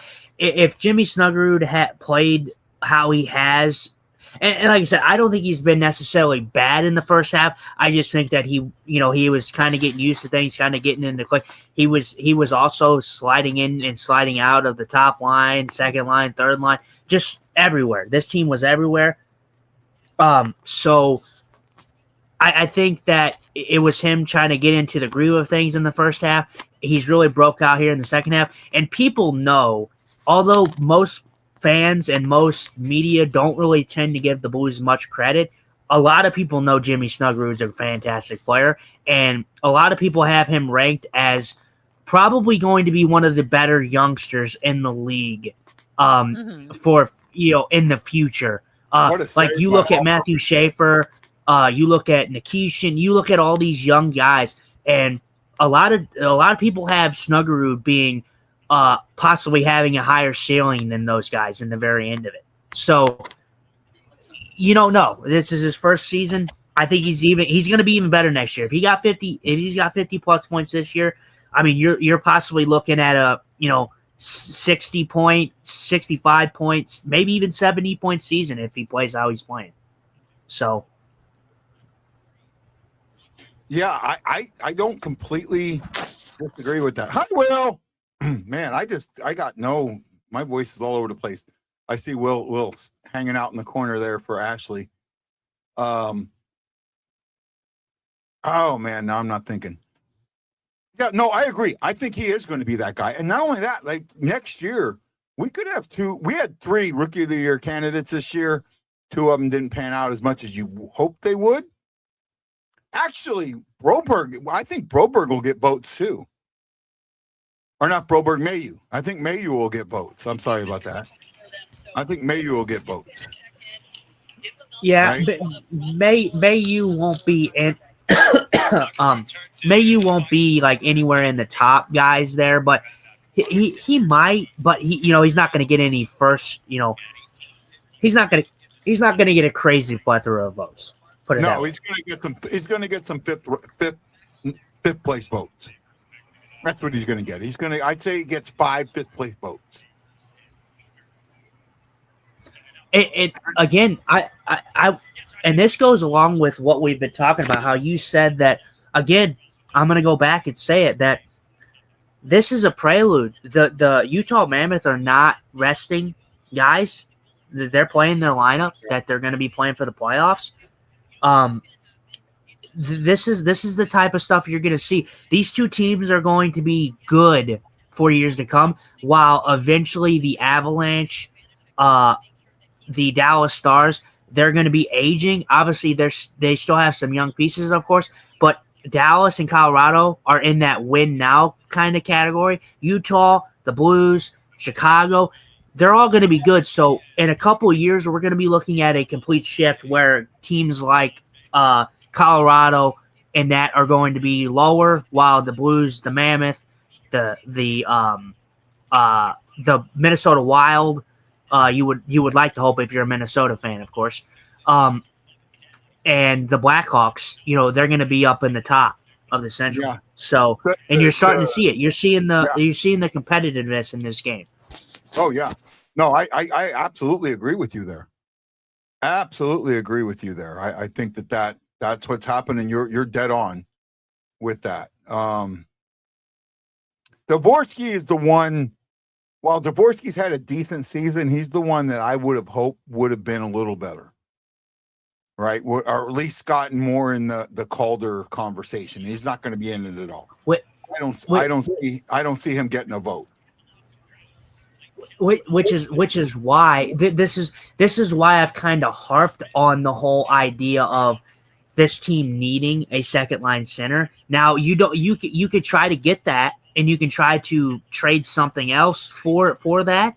But the thing is you don't want to destroy your pipeline, what you have lined up. I think Justin Carbonneau is going to be good for this team. He looks like a blue collar guy. I think Adam Yurchek's going to be good for this team. But you don't want to destroy this prospect pool that you're building. So obviously, yes, you can wait it out. But my issue is how many more seasons can you go where you do the same stuff over and over again? You start slow, then you make a miracle run, or you try a miracle run in the second half, and you either get in or you don't, and then it leads to maybe a first-round exit. Us Blues fans, we're going to show up regardless. That's what I talked about in my video, that St. Louis, how we've talked about it, you've talked about it all season, that we've talked about it. St. Louis is a destination sports city. That place knew the St. Louis Blues were eliminated from the Stanley Cup playoffs, and there was not a freaking empty seat in the goddamn house in both games. Both games. Full house, full arena, and you knew the St. Louis Blues were not in the playoffs. Yeah. That's why when you say St. Louis in and of itself, that doesn't, and then you couple it with the word destination city, it doesn't compute with some people. But you need to understand the fanhood that is there. And when you understand that, and then the cost of living in the Midwest, especially with taxes and things like that, it is much better for players than you know. And then the strong alumni group that both the franchises have, because the two main franchises are the Cardinals and the Blues, and both have very, very strong alumni groups. It does. It helps build that strength and makes other players. Sunquist is Swedish, right? Is Sweden? Is that right? Is he sweet? He might be. Yeah, I think so. I'll look it up here in a second. I got it on me. But you look at that, and just going back, like, yes, you have strong fan bases for St. Louis, and that's why I said St. Louis is a destination sports city. So they just show up for their teams, and in the grand scheme of things, they talked about it on the radio. Montgomery even elaborated on it, which I like Montgomery's description a little better because it does show that you do care. Because the radio made it sound like, okay, the Blues, the fans of St. Louis don't want to see championships. They just want to see compete. And although I agree with that, they want to see compete, they still want to see cups. Every city wants to see cups. They want to see championships. But at the end of the day, the St. Louis faithful always show up. Like I just told you, I was at both games. The Blues didn't have the St. Louis Arena Enterprise Center did not have an empty seat in there, and the Blues are eliminated from the playoffs. No, I've been in that situation before too, where I've seen that. You said, and John, I don't think either one of us said that. I don't think either one of us did. We may have said that other people said it, and you thought that we said it, but I do not think that either one of us believe that. Sometimes, John, what? You had brought up something else that you thought I said, and I forget what it was, but I went back and it was the context of how I said it. I was speaking in someone else's voice, and you didn't catch that. Sometimes when I say things, I'm speaking in someone else's voice, or saying that someone else said this, and you think it's because it's coming out of my mouth that it's me that says it, and it's not always true. Just so you know, and if you need to talk to me offline, you're more than welcome. I don't know. I still don't know what you're referring to. John said, you said fans will stop coming if we lose. And I don't. No, none of us ever said that. Yeah, I think we may have said that. Others have said that fans will stop coming. No, I don't even think we've discussed. The only thing that we've ever said about St. Louis and the fans here is it's a destination city. That's all we've ever said here. And the Blues show up. And again, that's why I wanted to talk about my experience going to the games, because the Blues are eliminated. All the Blues fans knew it, but they still showed up. They were still in the arena chanting "Let's go Blues." The countdown to the end of the game in Minnesota, they were chanting "Let's go Blues, let's go Blues." Yep. Same thing for the Pittsburgh game. You don't do that if you don't have a strong fan base. The St. Louis faithful will always show up, whether the Blues are winning or losing in the playoffs, not in the playoffs. They will always show up. I'm with that. I kind of actually agree. There's there is a negative thing to winning a cup, especially after you didn't win one when it took you 50 years to win one. At the beginning of the show, I don't think. I think you're misunderstanding what was said, John. I really do. I do not think that we said. What show? This show? This show, yeah. No. I'm not sure where Ashley is. Will showed up and she popped out, so she'll pop back in when she can. Yeah, no, we definitely didn't say that. I may have said I thought it was amazing how the fans showed up. Maybe, but I don't. I've been here from the start. I don't even think that we really talked about the fans in the beginning. I don't either. But again, it's the same way I feel about the Cardinals. Look at the Cardinals. They're going through a harsh rebuild. They're not going to be in the playoffs. St. Louis faithful are still going to show up for the Cardinals.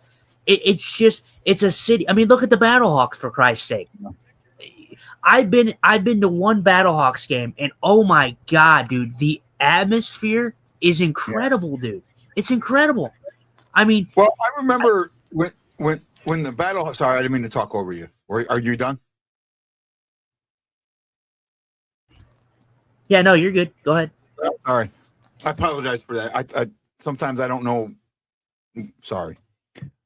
I remember when the Battlehawks, when the XFL was part of the XFL and it was first here, and the Battlehawks played, when they originally were only selling the lower level, and they sold it out so quick they had to open the second level. You know, spring football, not the NFL, and this place sells out. You know, almost sells out. It tells you the NFL was completely wrong by leaving, and the owner forced it, and the NFL should have called it out and made him sell the damn team. And people wonder why everybody hates freaking Stan Kroenke's guts. I mean, it should be an absolute crime that the St. Louis Rams were taken out of St. Louis. It should be a crime because this with the way that this city showed up for the Blackhawks or the Battlehawks. Sorry, not Blackhawks. Battlehawks. It's just incredible. So no, it is. Hey, Ashley, at the beginning of the show, did we say anything about fans will stop coming? I don't remember that. I don't think so either. Right? Kelsey says Battlehawks hard opener, Cards home opener, and Blues games brought about 100,000 people into St. Louis on the same day to watch sports, and they all won. So actually, what we're talking about earlier in the season, the opener was earlier, but just the regular game. By the way, Dante's Inferno was at the last two games. I should have had you meet him, Justin. I didn't think about it. I had other things in my mind. I apologize about that. I had talked about for free agents, because we were doing bad. Well, what free agent wants to come here? And I had said something along the lines of, and I forget who, I think I said it to one of Justin's podcasting friends, that there are certain destination cities in the NHL, and St. Louis is one of them, right? That free agents look at St. Louis as a place they want to come, right? Because of the fan base, because of the alumni group, because of the, and not just our alumni group, the Cardinals alumni group, and that the fans in St. Louis, for the most part, really, really do support the team and support the players. Now, if you get on the bad side, they will destroy you, and we see that with Kyrou. And don't mean to go there, but I think that the media and the fan destroyed Kyrou, and that's one of the things. And we'll get back. It just brought Justin. We talked about this a little bit about Jordan Kyrou needing a change of scenery, right? For me, the change of scenery that Jordan Kyrou needs is the scenery around him to change, not him to go someplace else. He needs the media to understand he's not a media darling and not treat him like shit. And he needs the fans to understand that he's struggling right now, and he needs their support, not their constant, you're not playing good enough, go somewhere else, get out of here, the booing, whatever. That's the scenery that change the scenery that he needs, because I think that he is a core asset. Do you disagree, bud? No, I don't disagree with that fact. But the problem is the problem now is, it's, for me at least, I could be wrong. I could be wrong, Ashley. I could be wrong, Guy. You could tell me if I'm wrong. It's too far gone. It's too far gone. You want that scenery change. You want that type of thing to happen. What the media did, how the fans have been. I'm sorry. There is too many people that think that way about Jordan Kyrou that it will not change. So we can hope and pray for a change of scenery, but it's too far gone. The only way that I see him being that guy is if he is leading this team in goals and he's putting up the 75 points that he has done. That's the only way. But even then, I still think he's going to have his distractors. I just think that there's too many people that have overturned on Kyrou that I don't think it's ever going to go back to, okay, he's on this team, I love him on this team. I absolutely 100% agree with that. I mean, I do and I don't, because I've seen so many players that have turned it around in the end. But you're right that he would have to go and do the 75 points that everybody's expecting and tighten up defensively to the point that they're seeing consistent play out of him. And I don't know that it'll happen quick enough where it would be good for him. The thing is go ahead, Justin. You first. No. I just was saying, for me, the defensive thing, I'm okay with his defensive. I think that these 2 seasons are the best two-way Jordan Kyrou that we've ever seen. My issue is the consistency. We talk about the St. Louis Blues being inconsistent, not finding the identity. I think they're finding their identity now. The young blood is coming in, but the problem with me and Jordan Kyrou, and I love Jordan Kyrou, is the consistency factor. I can't have Jordan Kyrou get an assist, get a goal, and then go 8 to 13 games without having a single point. I'm sorry. It can't go that way. It just can't. I'm with you on that. But again, he was also hurt by we're going to change the lines and have 25 different combinations in the first, however many, months to try and get something going. That inconsistency is going to cause inconsistency.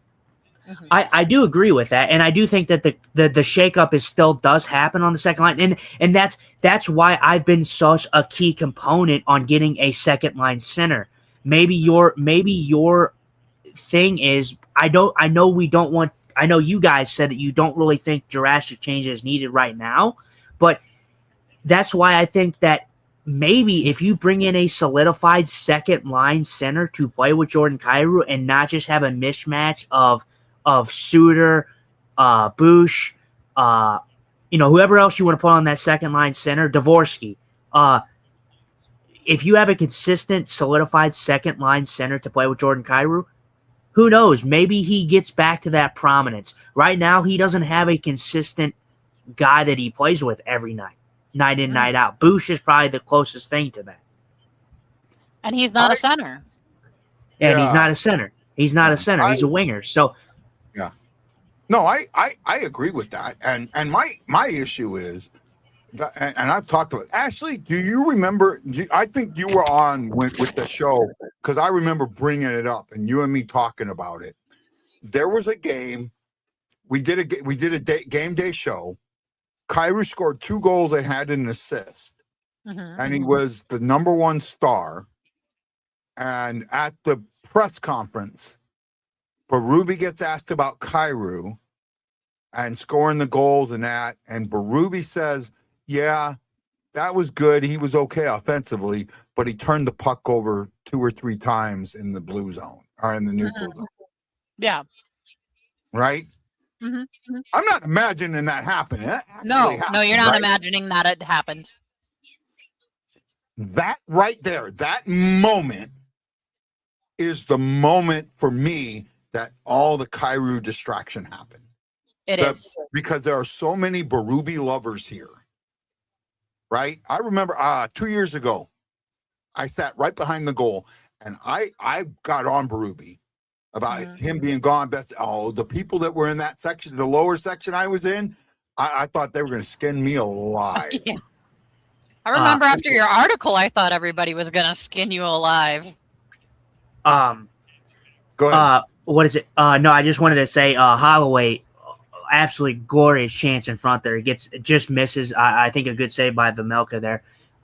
First, I just, for me, and again, I know it's a thing with this team that we've seen the second half be such a stronger portion of this team and a stronger version of this team, but I just look at these games, and although it is just a second portion of this season, the way that the first line has just dominated every line that they've played, and just consistently just been like a pain in the ass for everybody to play.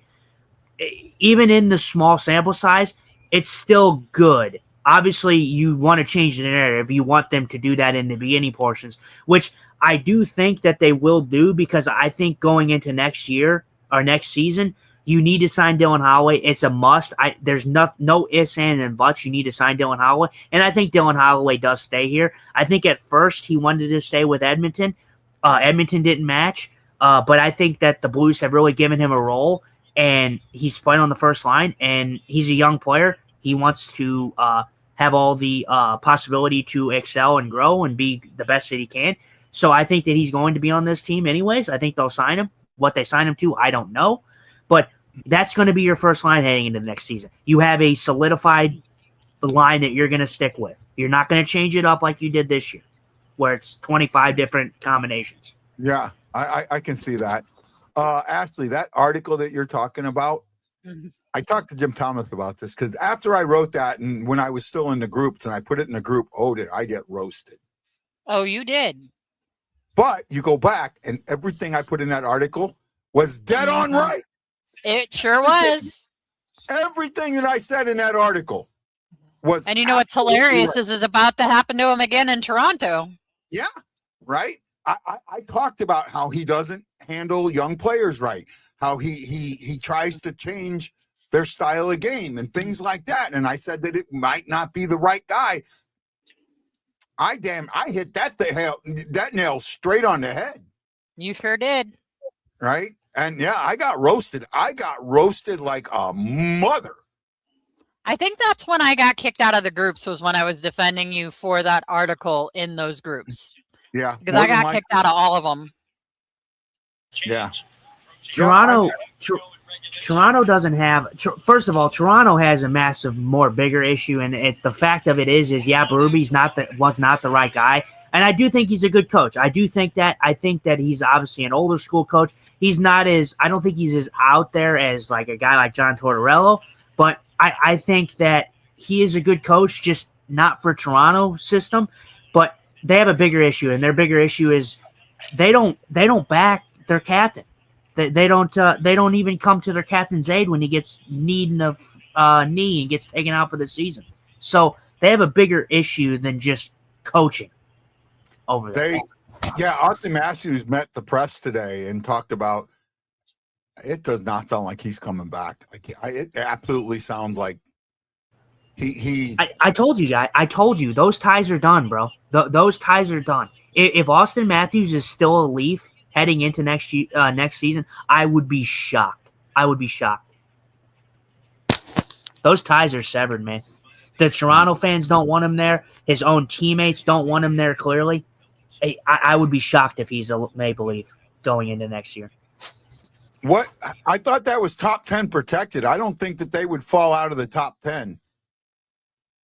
I don't think. I could be wrong. You probably know more than I do.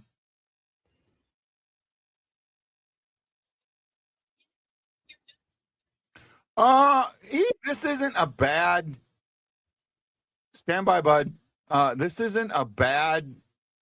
He says, could it be we're dominated because the opposites doesn't show up at the end of the season? Maybe the last 2 or 3 games, but not the last 30 games. So Yeah, it's believe me, if you watch this team, it's not luck. It's not luck either. It's not like this line is going out there and getting lucky.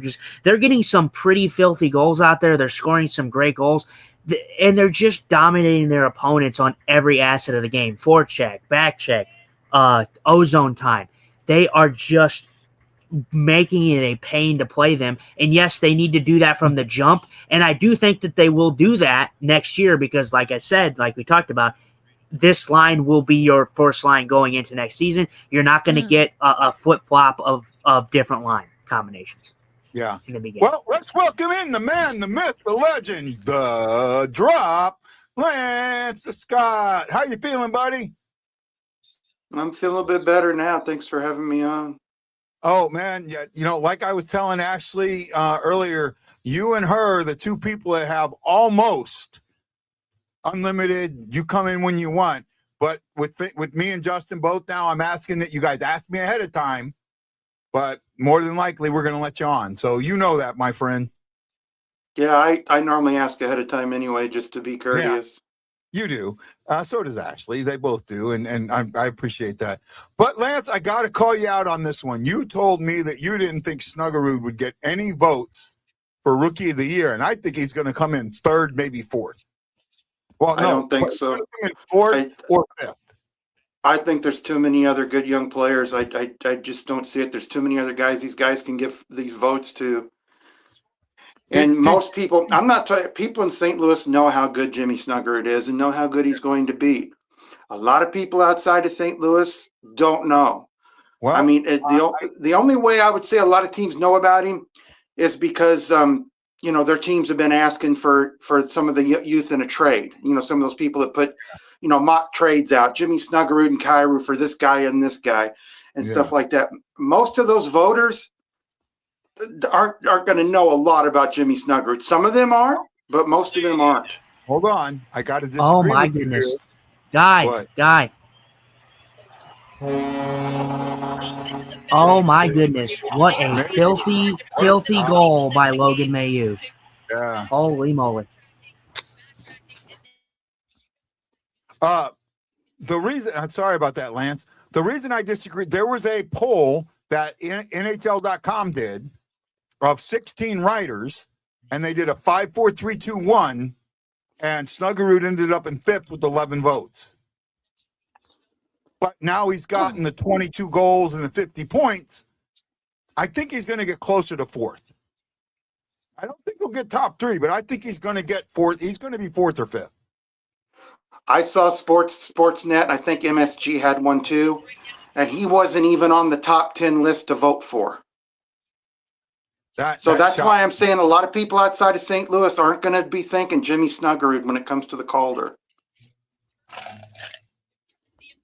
Who votes for that?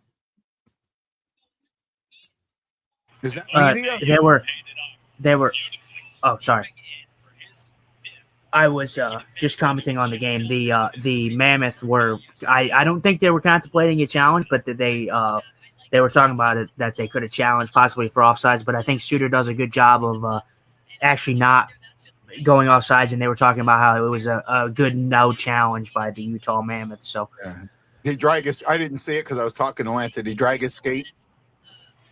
No, it was a weird thing. They're going to show it on the replay here, but it's because Suter doesn't touch this puck that that's what makes this play not go off sides. So it's delayed offside. I think it was a good call. Yeah. Yeah. Okay. Yeah. Right there. Yeah, Kyrou's able to come back, but it makes it a delayed offsides. Delayed offside, yeah. Yeah. So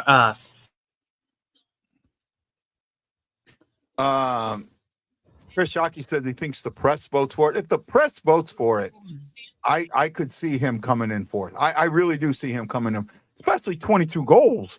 That's what, second or third among rookies? Not happening, guy. I'm sorry. I just know how these guys on the East Coast and West Coast vote. Unless you're talking about Chicago and maybe Detroit, since they're a legacy team in Original Six, they may vote for a guy like that. But I just don't. I've talked to a lot of media about Jimmy Snuggerud, and a lot of them know about him, but they don't know how good this guy is. I'm not saying people in St. Louis, if somebody in St. Louis like Strickland or Rutherford has a vote, I'm not saying those guys won't vote for him. I'm saying that the national press, he's not going to get many votes, if any. Well, that was my point. I'm not saying the guy's not worth it. I think next year he could be a 60-point guy, easy. Yeah. Well, we were talking about that. Well, Lance, on the show, I got a bet for you. Are you ready? Yeah, go ahead. If Snuggerud is 5th or higher, you owe me lunch at Red Robin's. If he's 6th or lower, I owe you lunch at Red Robin's. That's fine. Is that good? Are we on? Yep. Right. We're on. And you know why I bring up Red Robin, right? Yeah, I know. First time we able to sit down and meet, not over video, was at a Red Robin, and I think we went through 4 baskets of fries. Oh yeah, it was unlimited fries, of course. Yeah. I think I ate more fries than I did burger. Yeah. Well, Utah with the empty net. Now this is perfect time for Thomas to get that assist. 1:23 to go. That effort from Robert Thomas, he almost strips this puck from I don't know who he almost strips it from, but he almost gets the empty net himself. I don't think I'm behind. I think I'm caught up. No, this was before. You already saw it. It was when Thomas lifted the stick and he just didn't get the puck. It was out of reach. Can I talk about Kyrou for a minute? Yeah, go. I'm still seeing these national writers like Elliot Friedman and Chris Johnson up in Toronto, all talking about how Thomas and Kyrou are still available. And they've gotten things so wrong. I've told you this, and you know this guy. The Blues did not once call people and say, I want to let you know Robert Thomas is available. Teams called about Robert Thomas. Steen and Armstrong were not shopping him. They weren't calling teams about him, and they weren't calling teams about Kyrou. They were taking offers on Kyrou. My big thing about Kyrou is the guy has averaged, I think, 62 points over all his seasons. Mm-hmm. And do you know who's averaged 66 that people say is a generational player? Bedard, right? Connor Bedard. Yeah. Connor Bedard I know he's been hurt, but Kyrou's been hurt too. Connor Bedard has averaged 66 points a season, and he's supposed to be elite and generational. Jordan Kyrou has averaged 62. Now, I'm not saying Kyrou is Bedard. I'm not saying that. Yeah. What I'm saying is before you trade Kyrou, number one, you better get a haul for him. I'm talking 3 to 4 pieces, and you better make sure you got somebody that's going to make up those points in one of the young guys. If you can do that, I'm all for trading the guy. I love Jordan Kyrou, but if you can make your team better and make sure you can replace those points, I don't really care if he's traded. In fact, I think for his sake, he would thrive somewhere else better because the media here doesn't like him. Yep. And it's hard to play in a city when the media doesn't like you. Oh, I said that. I absolutely said that. Oh, Thomas with a hat trick.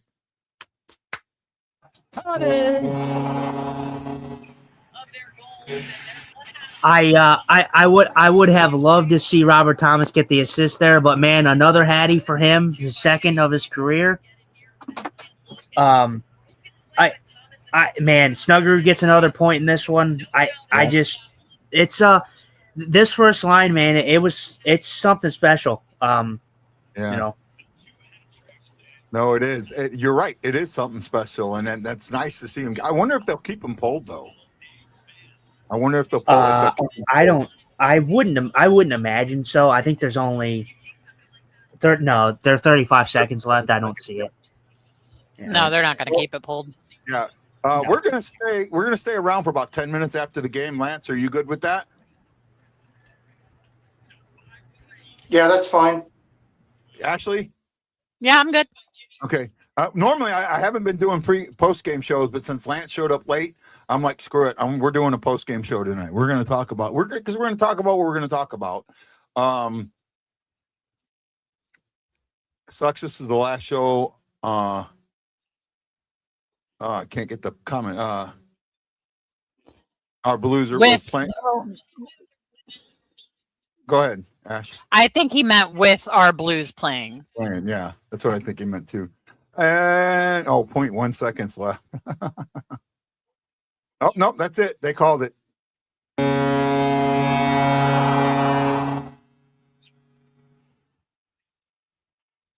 And with that, the 2025-26 St. Louis Blues NHL season comes to a close. The Blues finished with 86 points, if I get that right. 86 points. They will be in the 10th or 11th draft pick spot, which, fine. They did really good with Dvorsky. That's the thing. That's why going from 5 to 10 doesn't affect me, because I think that we have really, really good scouts and draftability, that it's going to help this team. And I think we have draft equity.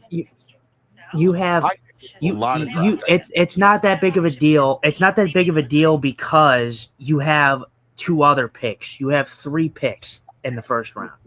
It doesn't hurt you. If you're talking about a team that is possibly, I would maybe make a better case if the Blues just had their pick and that was it.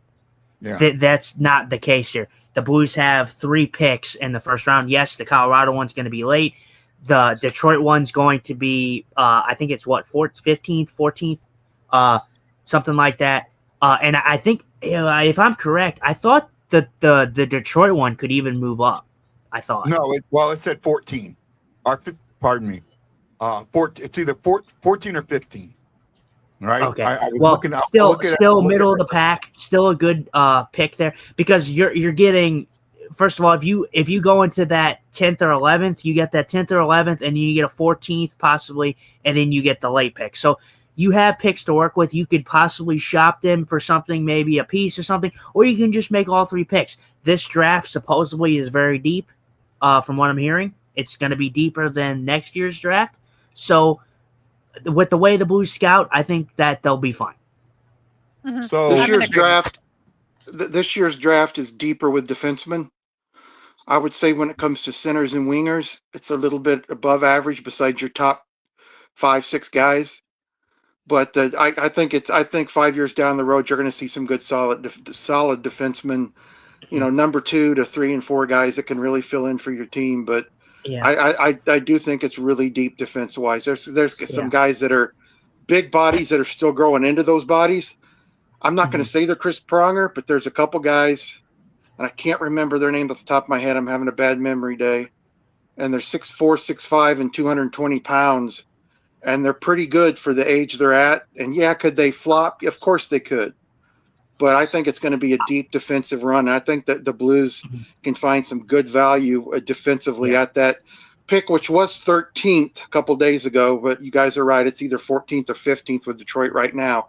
But if I'm the Blues, I use that pick for defense. It's 50. Yeah, I think the Blues definitely take a defenseman. They definitely take at least a defenseman in this draft. And yes, you probably take a defenseman with the Detroit pick. The 10th, whether they get the 10th or the 11th pick, it'll probably be best available if I had to take a guess. But who knows? You never know how things turn out. Like, you don't know who might shock you and who may take somebody that you may not expect. I've been hearing a lot about a kid, Caleb Malhotra, I believe is what his name is. Yeah. I don't know if he's a defenseman. The Blues, they could be aiming for him. I saw some good highlights of him. So I don't know much about prospects. I don't get the time or the day to really go and watch that type of stuff. So, prospects is not really my forte, but. Yeah. So here's where we're at. The Blues are right now in the 10th spot. They could pick either 9th, 10th, or 11th. The Predators are tied. If this game stays tied, the Predators get the point. We stay in 10. So we have the 10th, the 15th, and the 29th through 32nd. So the worst at bottom pick, or the best at bottom pick, is going to be his 29. And it could be 30, or 28, and it could be 29, 30, 31, or 32. So that pick, the best it can be is 28. And that's that's better draft equity than we had 3 years ago when we got Devo, Lindstein, and Stenberg. Right? We got Stenberg in the 20 area. Now we're talking having something in the 15. I think I would be willing, now that that pick has moved up a little bit better, I'd be willing to trade pick 10 and 14 to try and get into that 2 to 5 spot if Stenberg is available to you. If you can get Stenberg, I'd be willing to trade those two to go up and grab him. Anybody disagree with me on that one? I mean, you could do that, but again, I think Ivar Stenberg, I think is going to be a good player. I think he's going to be, a good, great player. I think a ceiling for, Gavin McKenna, I think it's going to be there. I think he's going to be a good player. Obviously, he's struggled in some leagues. He's kind of excelled in others. We'll see what he does. His ceiling for McKenna is a lot higher, but the way I view it is, I just don't see a world where the Blues trade those two picks, especially if you're talking about giving them to Chicago, if that's who you had to give them to, because Chicago's probably going to get the second overplay. Well, hell, I've talked about it. I'm not going to get into it. A guy doesn't like it. I'm not going to have an argument or nothing. I know how I feel about the draft. I think there's 100% legitimacy in what I have my opinion on it. With the whole bit, betting going on. I think if there's betting going on, I think that there's definitely a way that the draft could be somewhat fishy. We were talking about Maholter. I just don't see the Blues trading. Yeah, we were talking about Maholter earlier. He's a center. I don't think the Blues are going to pick a center in the first round, and people have him ranked from 5th to about 18th, and I don't know. I don't like. I like the fact he's big and lanky. He's kind of a Tage Thompson guy that's not as talented scoring wise as Tage Thompson. But I mean, if they got him at 29th, yeah, I'd be really happy with it. But I wouldn't mess with him in the 10th. And speaking of McKenna, I think since Bedard, McKenna is the most overrated top 1 or 2 picks that they're estimating he'll go, but either him or Stenberg. He's one of the most overrated guys in a long time. I've watched him playing. I've watched him play in college, and on a college team, maybe 2 guys, 3 guys at the most, and it's probably 1 or 2 ever make the NHL, and guys he plays against. If he was a juniors, which is why he didn't go to juniors. He says he didn't go to juniors because the competition. He wanted better competition in college, and that's a line of bullcrap. I think whoever gets McKenna is going to get a good player. He's not going to be generational, just as they said Bedard was going to be the next Gretzky or the next McDavid, and he's just not. Well, and for me, I agree with you, Lance. I think that he's going to be a good player. I think he's not going to be. See, for me, there was a lot of talk about Bedard. Everybody, kind of glazes Bedard, and there's still a ceiling for him. He's still young, but I look into this young future, and Macklin Celebrini has already far succeeded Connor Bedard. I mean, and I said he would. I said when he was drafted, he would. Yep. Yeah.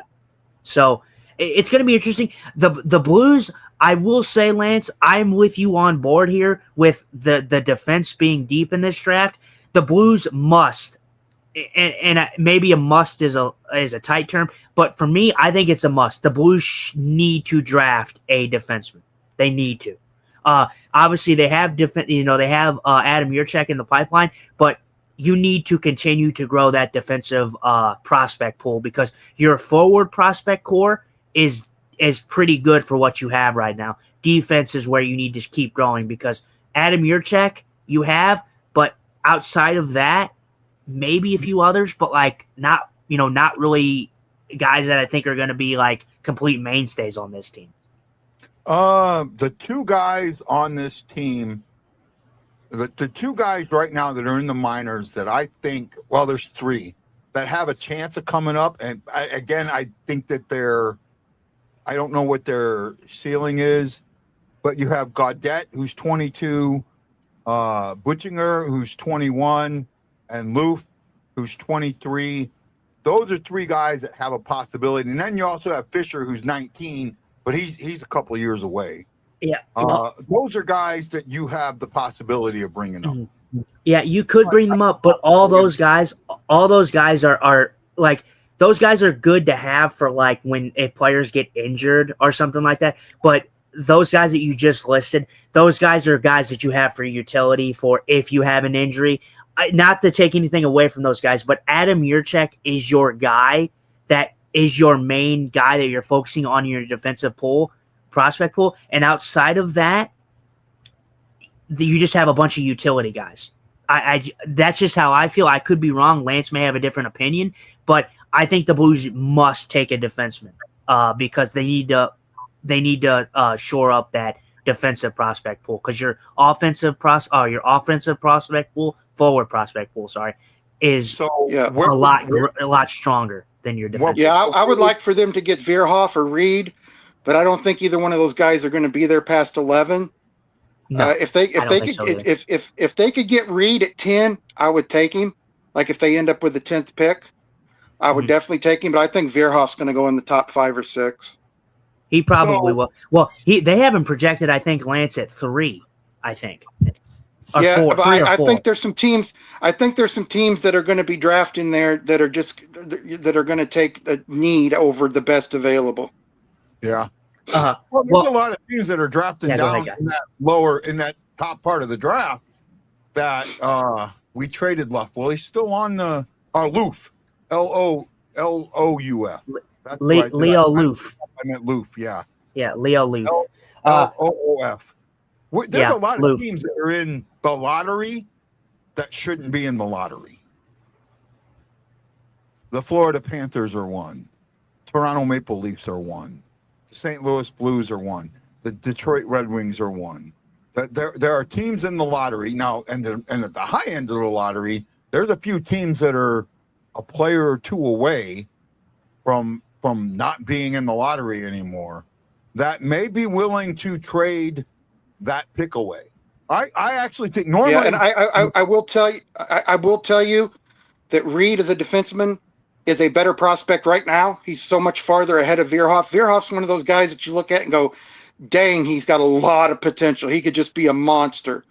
But Reed is both an offensive defenseman and defensive. He can play it both ways. So that's why I like him as more of the complete defense. The guy that I feel would make the NHL quicker than Veerhoff will is Reed. Yeah. I think. Go ahead. Guys. And then I got a point. No, go ahead. You go ahead, and I got a point. No, well, go ahead. my question is this: at what pick do you want your defenseman? 10, 15, or 28? If Reed is there at 10, you take Reed at 10. Okay. So here's my question: You're saying that Reed could go anywhere from 3 to 10, right, or 3 to 11, right? Yep. So what would you package 10 and 15 or 10 and 29 to move up to get Reed?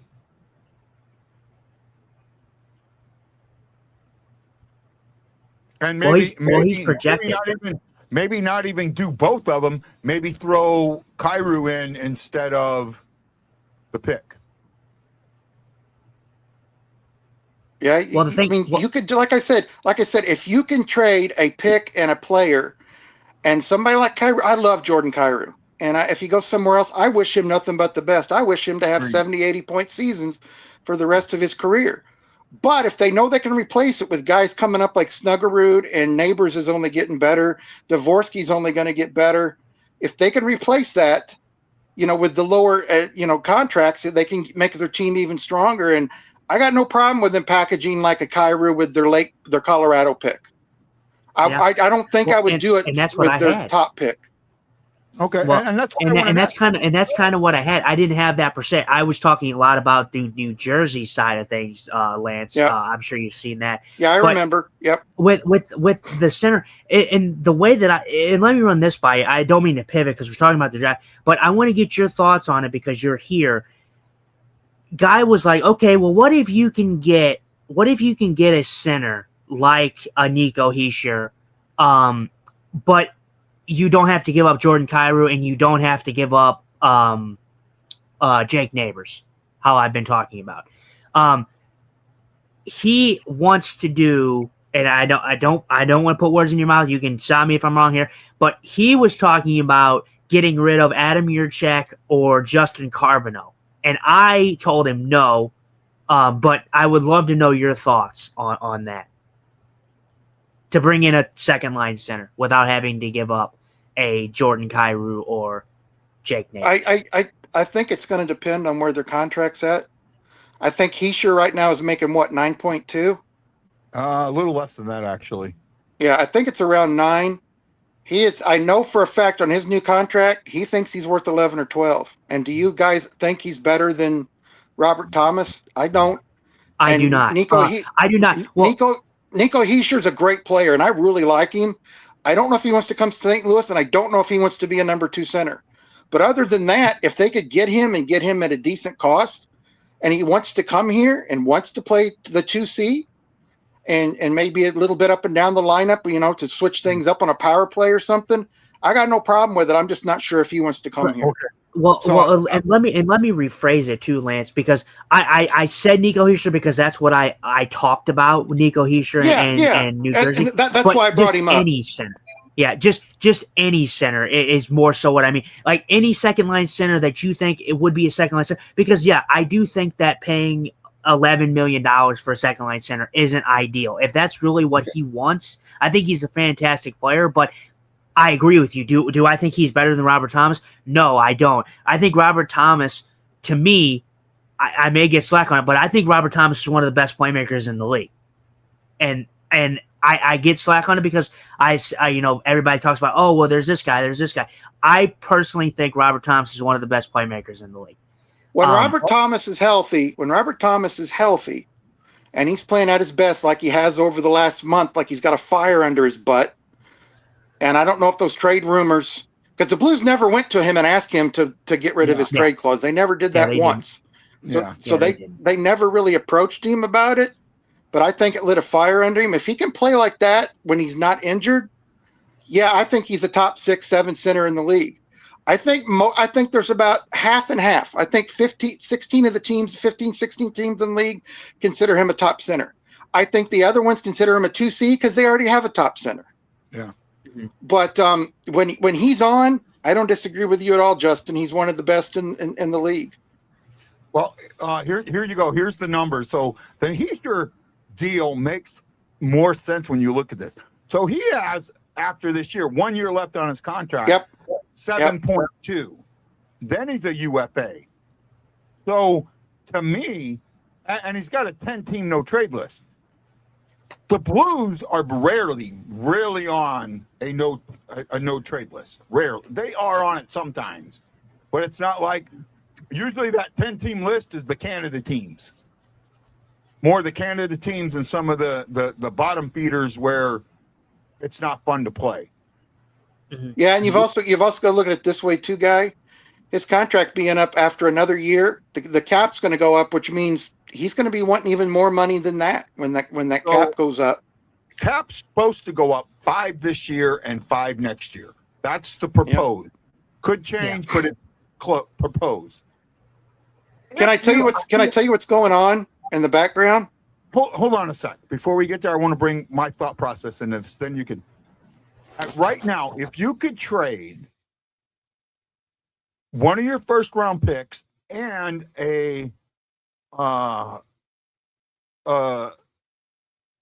prospect and a high-end prospect. So Yerrick or Carbonneau, and I'm not saying I want to trade Carbonneau. I'm saying Yerrick or Carbonneau. He had control of that puck, not offsides. Yerrick or Carbonneau, and one of your first rounds to get Hischier, I'd be willing to do it, but I wouldn't trade 10. I might trade 15. And then you can negotiate with him after that. And you have the time to negotiate with him. I think you have to. I think since you're giving up that much, you've got to sign him to a new deal immediately because absolutely. You've to give up that much prospect. You've got to make sure he's committed. Absolutely, yeah. You have to, and that was my idea behind it. But I did get a lot of slack from it. I was like, oh no, they're not doing that. They're not doing that. That's just delusion. That's just that. This is that.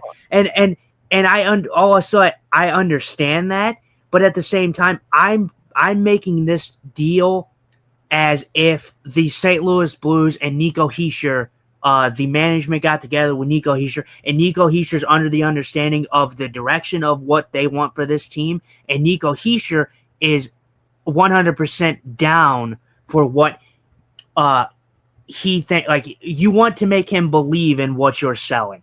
You want to be the businessman, and you want to sell him why he should come to St. Louis and why he should want to commit to playing here. So he does have to have a deal in place if you're going to give that up. Now, question is you're not going to give up both guys. You're not going to give up both Carbonneau and your check and a pick. You're going to have to give up one or the other, Carbonneau, and that would be a hard decision for me. But the thing is honestly, I think Justin Carbonneau is going to be a great blue collar player for this team, but I feel like it would be very hard for me to give up Adam Yurchek because you really don't have anything in your defensive pipeline outside of him. Okay. So I think I don't disagree with you. I do not disagree with you. I think you were dead on with that. But I don't completely hate your trading Jake Neighbors to get Hischier. I don't completely hate it. But I think that would be the nuclear option to me. I think that I would try everything else before I went to that. Does that make a little bit of sense, Jay? Yeah, no, I agree. Like I said, I think trading Jake Neighbors is a tough thing, but I think I gave valid reasons on why trading Jake for a second line center could be valuable in the end instead of giving up Kyrou, because I am with Lance, I am with you, Guy, that Jordan Kyrou, I love Jordan Kyrou, and I want him to be on this team. I think that his numbers, obviously down year for him, all the Blues have had a down year, but I think that he is such a good enough player that Jordan Kyrou, I think, can score 45 goals, 50 goals at some point in his career. But he needs a consistent – I think he needs consistent line mates, but I think he needs a consistent center. I think he needs a consistent second-line center.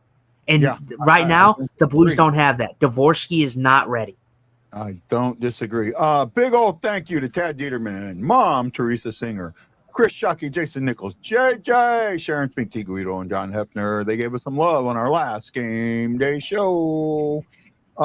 Jason says, I don't want to be a bad neighbor. Don't touch my neighbors. And then he also says, this is cool. If you don't do playoff shoes, you don't love me. First of all, we do love you. Playoff shows when the Blues aren't in it are hard to do because of the name of my show. If I'm doing a playoff show for Buffalo, like I want to Buffalo and Boston, I'm not going to get people from Buffalo and Boston to watch the show. It's only going to be 3 or 4 people watching the show, and that can be hard to do. We may do weekly show. I want to do Buffalo because I think it's a great story, but I can't do all 7 games or every game. And the schedule's not completely out yet. Well, you never know. You never know. Why don't you just do it? Why don't you just do it after each round, Guy? That would be simpler, just to go over each round. I like the game day shows. I like the live game day shows. We may do a playoff timer. Actually, the playoffs start Saturday, so I don't think we could do a playoff. You could do that. Like I said, you could do that to where you cover every series, and I think we could do that. But I think that the game day shows are cool. But again, I think you'd be pleasantly surprised just because I know the name is BlueNote, but we do cover other teams.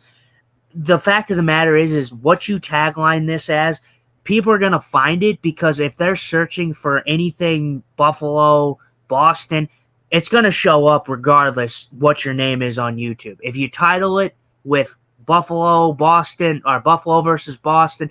People are going to view in. I'm sure you're gonna pull some new viewers. I do want to talk to you about, we'll talk about it maybe offline.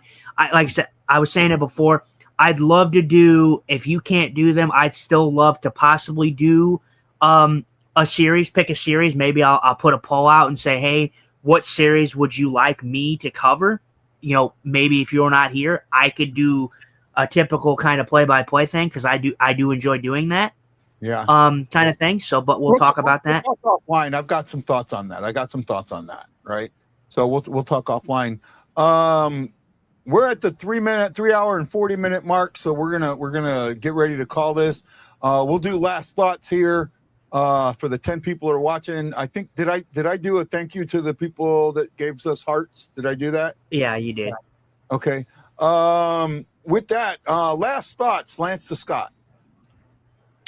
Last thoughts. Yeah, it's a disappointing season for the Blues, but even some of the best teams in the league have them. Look at what happened to Chicago after their cup runs. Yeah. I mean, look at what happened to Florida after winning 2 cups in a row. You know, the Stanley Cup is I don't care what anybody says, and I've played baseball till Legion Ball till I was 18, 20 years old and was good at that, but hockey's my favorite sport, and I'm going to tell you right now, from playing both of them competitively at a high level, the Stanley Cup is the hardest trophy to win. I don't care what anybody says. And the Blues will be back there. I know a lot of people, I've even seen people saying that, the Blues are going to challenge for the wild card number 2 spot. I don't think they're going to challenge for it. I think they're going to be up there the whole year and challenging for the 3rd or 4th spot in their division. And yeah, they might get the wild card 1 spot or 2. But I expect the Western Conference to be better next year, and I think the Blues are going to be much better next year. I would absolutely agree with that statement. Justin? Yeah, Lance, the Stanley Cup is the hardest trophy to win. I'm with you 100%. It's a tough one. The Blues, it's an anomaly year. That's the way I look at it. We talked about it. We thought the Blues were going to come in and be better. They started the season slow. They picked it up. They did what they normally do. They start slow, and then they try to get that Cinderella run. They came up short. It's disappointing because you look at the games down the stretch. They won their last 3.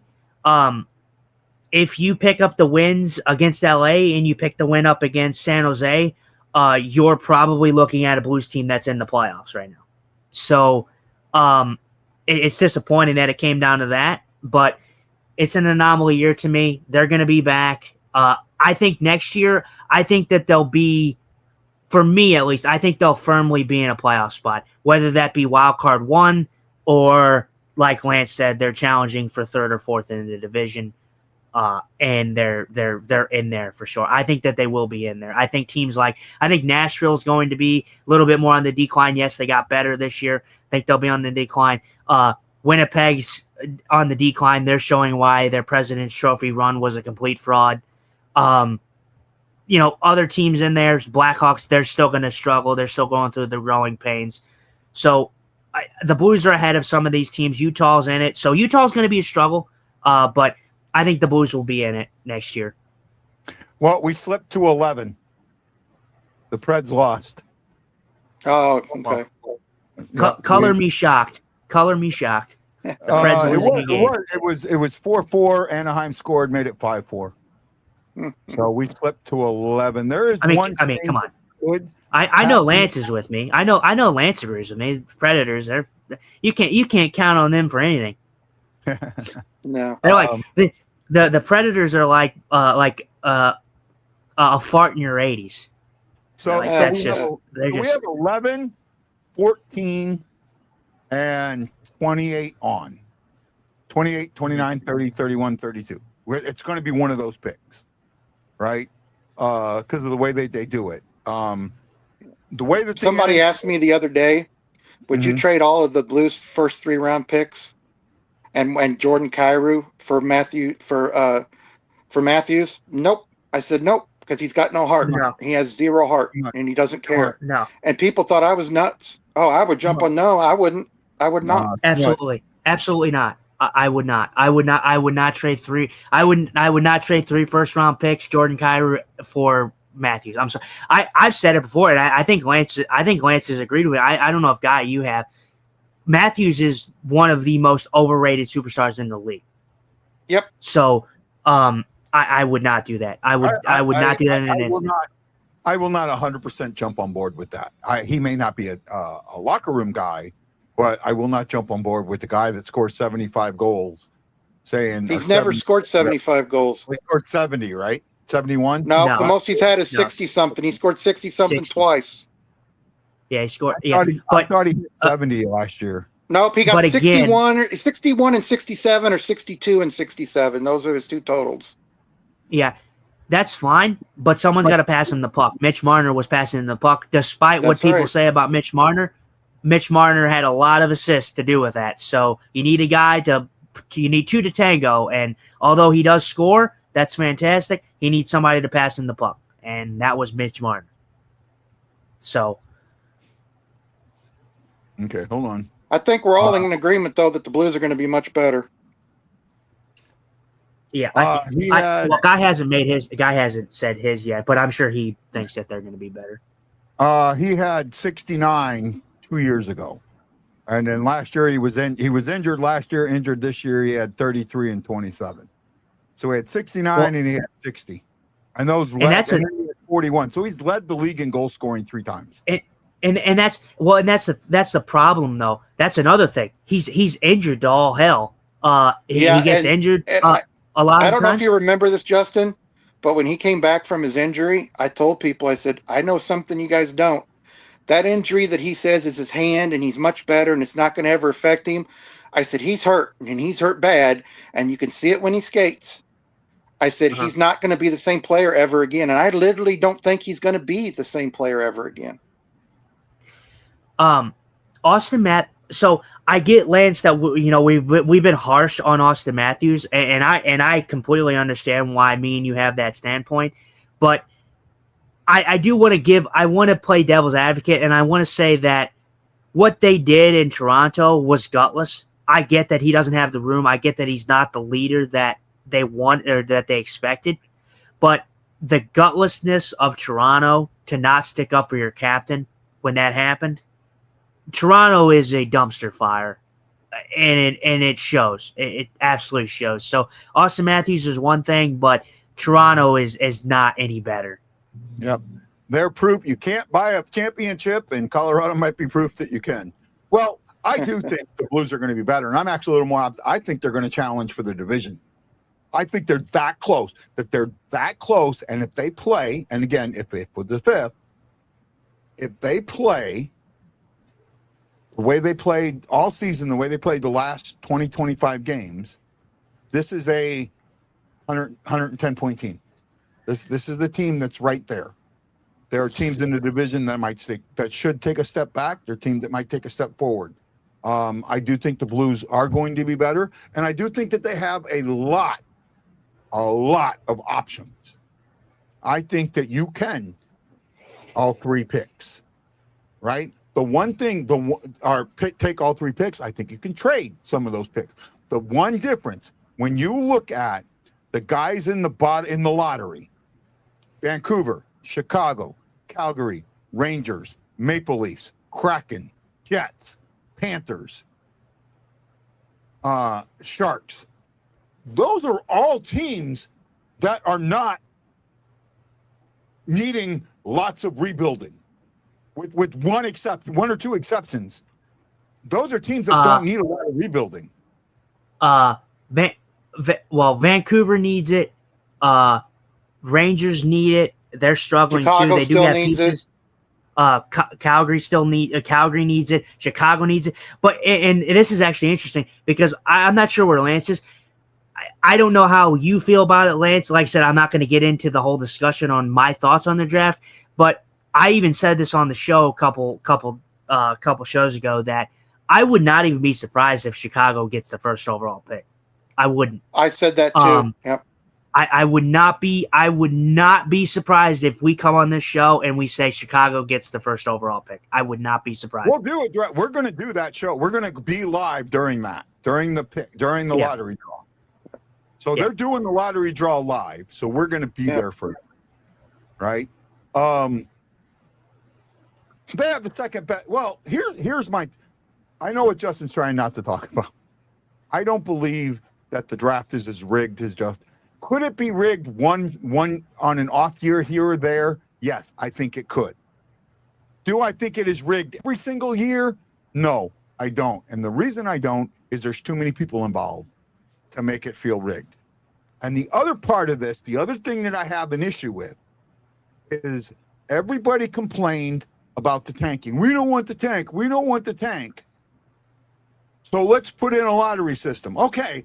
Well, now that you have a lottery system, when the number one team doesn't get the number one pick, you're pissed off. Well, wait a minute. If you wanted the number one team to get pissed off, why have a lottery or get that pick? Why have the lottery? You can't have it both ways. Are there years where maybe the NHL put their thumb on the scale? Yes, I do agree with that. Do I think it happens every single year? No, I don't. Yeah, but it also. Sorry, go ahead, Lance. Yeah, I think Chicago or Toronto's going to get it. I could see. I wouldn't be surprised. I'm with you, Lance. I think I'm with you. I think Chicago or Toronto's going to get the pick. I think the teams that need it the most is Vancouver, Calgary. The Rangers. The Rangers need it. Yeah, the Rangers need it poorly. Yeah, I think out of those three teams right there are the teams that need it the most, and they will not get it. They won't. I'm sure they won't. I had Wendy on the other day. I don't think that they're in the need of a rebuild as much as everybody thinks they are. I think they're in the position. They've got enough young guys. It's time to get veteran presence. And I brought up the possibility of trading, at the time it was 8, but let's say 11, and Jordan Kyrou and Tyler Tucker or Matt Kessel to Chicago for their first round pick. 1 or 2. Right? 2, 3, whatever it is. And he was like, oh no, right away. But I actually think that if that was offered to Chicago, they're not turning that down immediately. And I think that I don't would go to Chicago just to be a thorn in St. Louis's side. Okay, Justin, sorry. No, I just would say, for me, I know you think that, but I don't see it. The Blues and Blackhawks don't seem to have much of a trade history. I don't see that happening.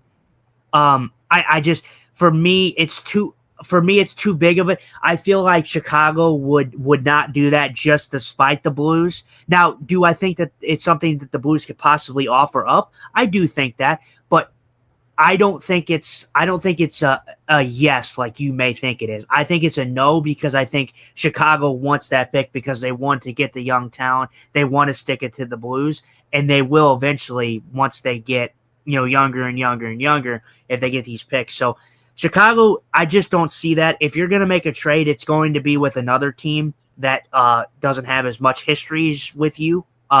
You're looking at the Rangers. You're looking at something like that. Because if you think about it, technically, no, I don't think the Rangers would even trade with you because the Rangers need they need a high pick. But the problem with the Blues and the Rangers, and I like the Rangers, they're kind of like my East Coast team in a way. The problem with the Blues, or the difference between the Blues and the Rangers, is the Blues know how to draft. The Rangers do not. So, here's the thing with the Rangers. If they're in a full-on rebuild, which I think they are, they got a player they need to get rid of that they absolutely don't. Yeah, they need to get rid of Adam Fox. And they need to get rid of Lafreniere. If they're going through a tree rebuild, they need to get rid of both guys. There's somebody else. Lance, anybody else you can think of? Shesterkin? Yep. Right there. I don't think they're going to get rid of him. They're not getting rid of Shesterkin. That's their guy. Unless somebody, now I will say this, if somebody blew him away with a trade, he's gone. But it would take a lot to get him away from the Rangers. It's absolutely. Hard to keep a Vezina capable or Vezina quality goaltender on a team getting 60 points, winning 20 games. You're destroying that man's career. He's going to come to you and say, trade me right effing now. He's going to do that. He's going to say, I waive my no trade clause. He loves it in New York, though. Yeah, that's the thing. That's the thing with Shesterkin. I think he's a good goalie, and he definitely performs in the playoffs. His numbers, he's still a great goalie, and it still wouldn't deter me from getting a guy like that. He's not coming to St. Louis, of course, but the money that they gave him, he's okay with that. I feel like he's okay with that. He's making the money that he wants over there. I think like Lance said, he likes playing in New York, but New York to me is not getting rid of Shesterkin unless they have an offer that completely blows him away.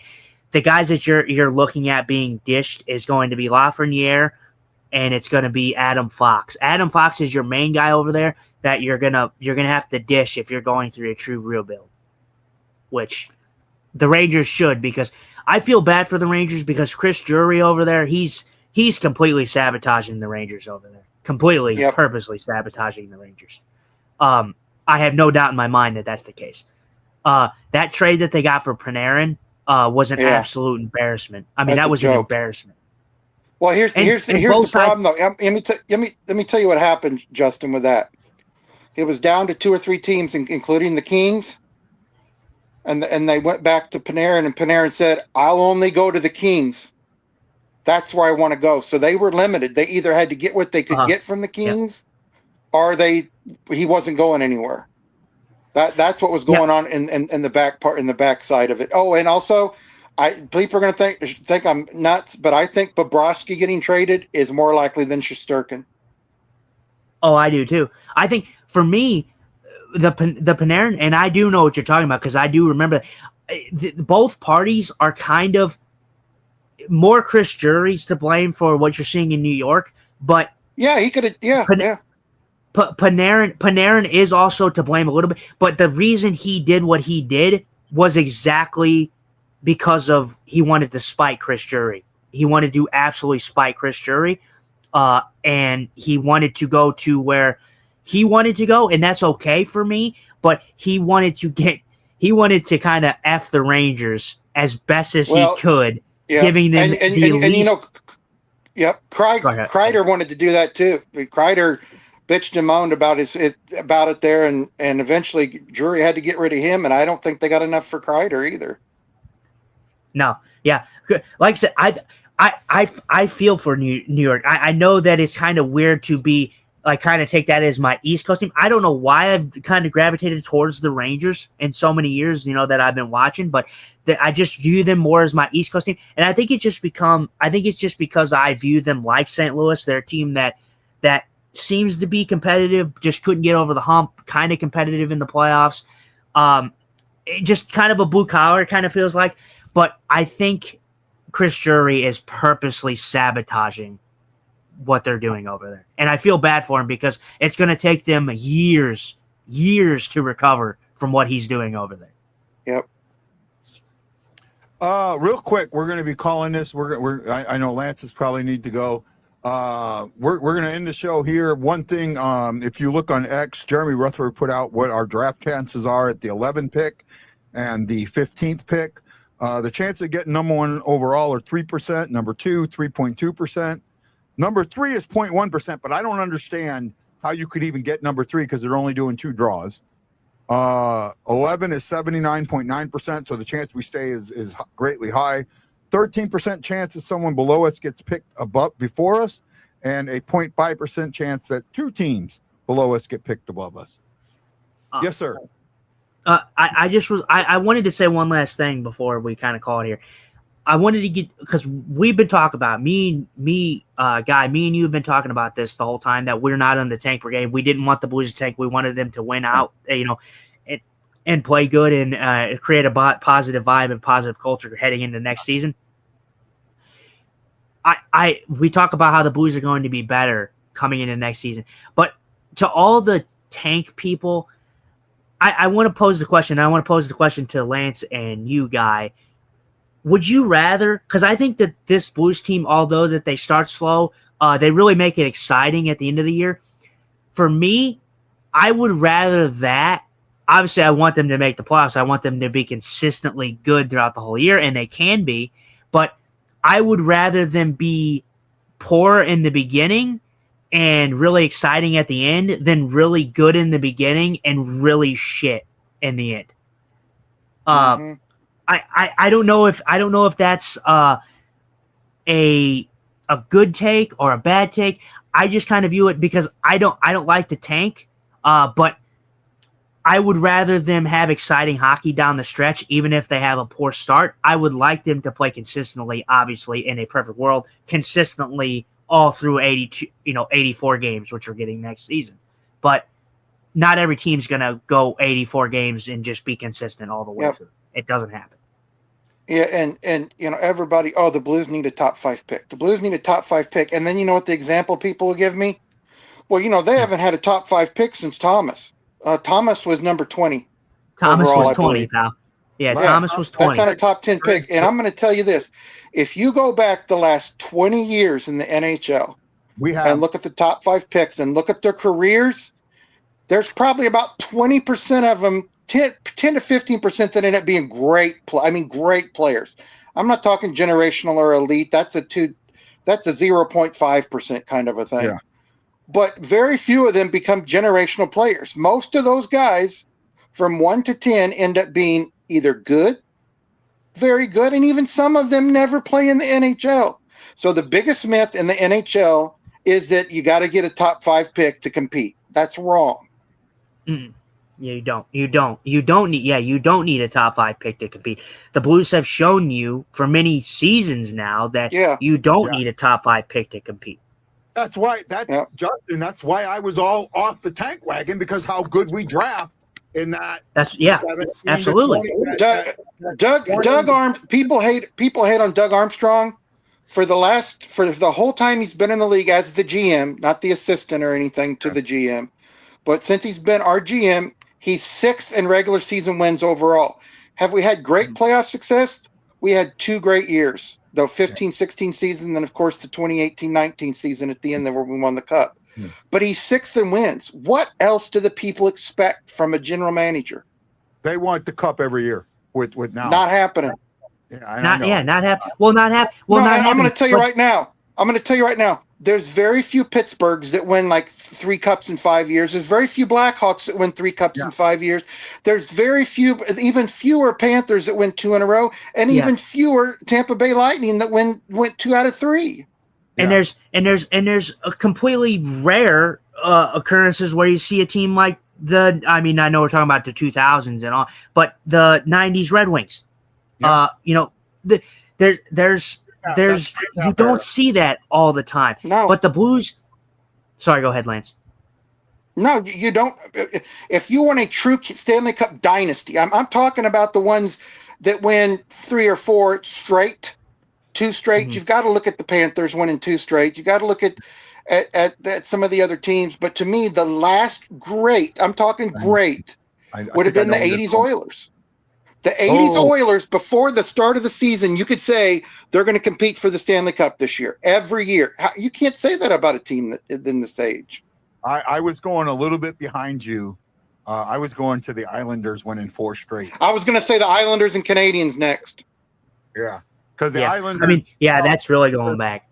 Because, the Edmonton didn't win 4 straight. They won 2 and then missed 1 and then won 1. Or 3, or won 3, missed 1 and won 1, something like that. But the Islanders they won 5. They won a total of 5. Grant Fuhr is a 5-time Stanley Cup champion, and it's with the Oilers. Then they won 1 after Gretzky was traded. Well, because Gretzky only in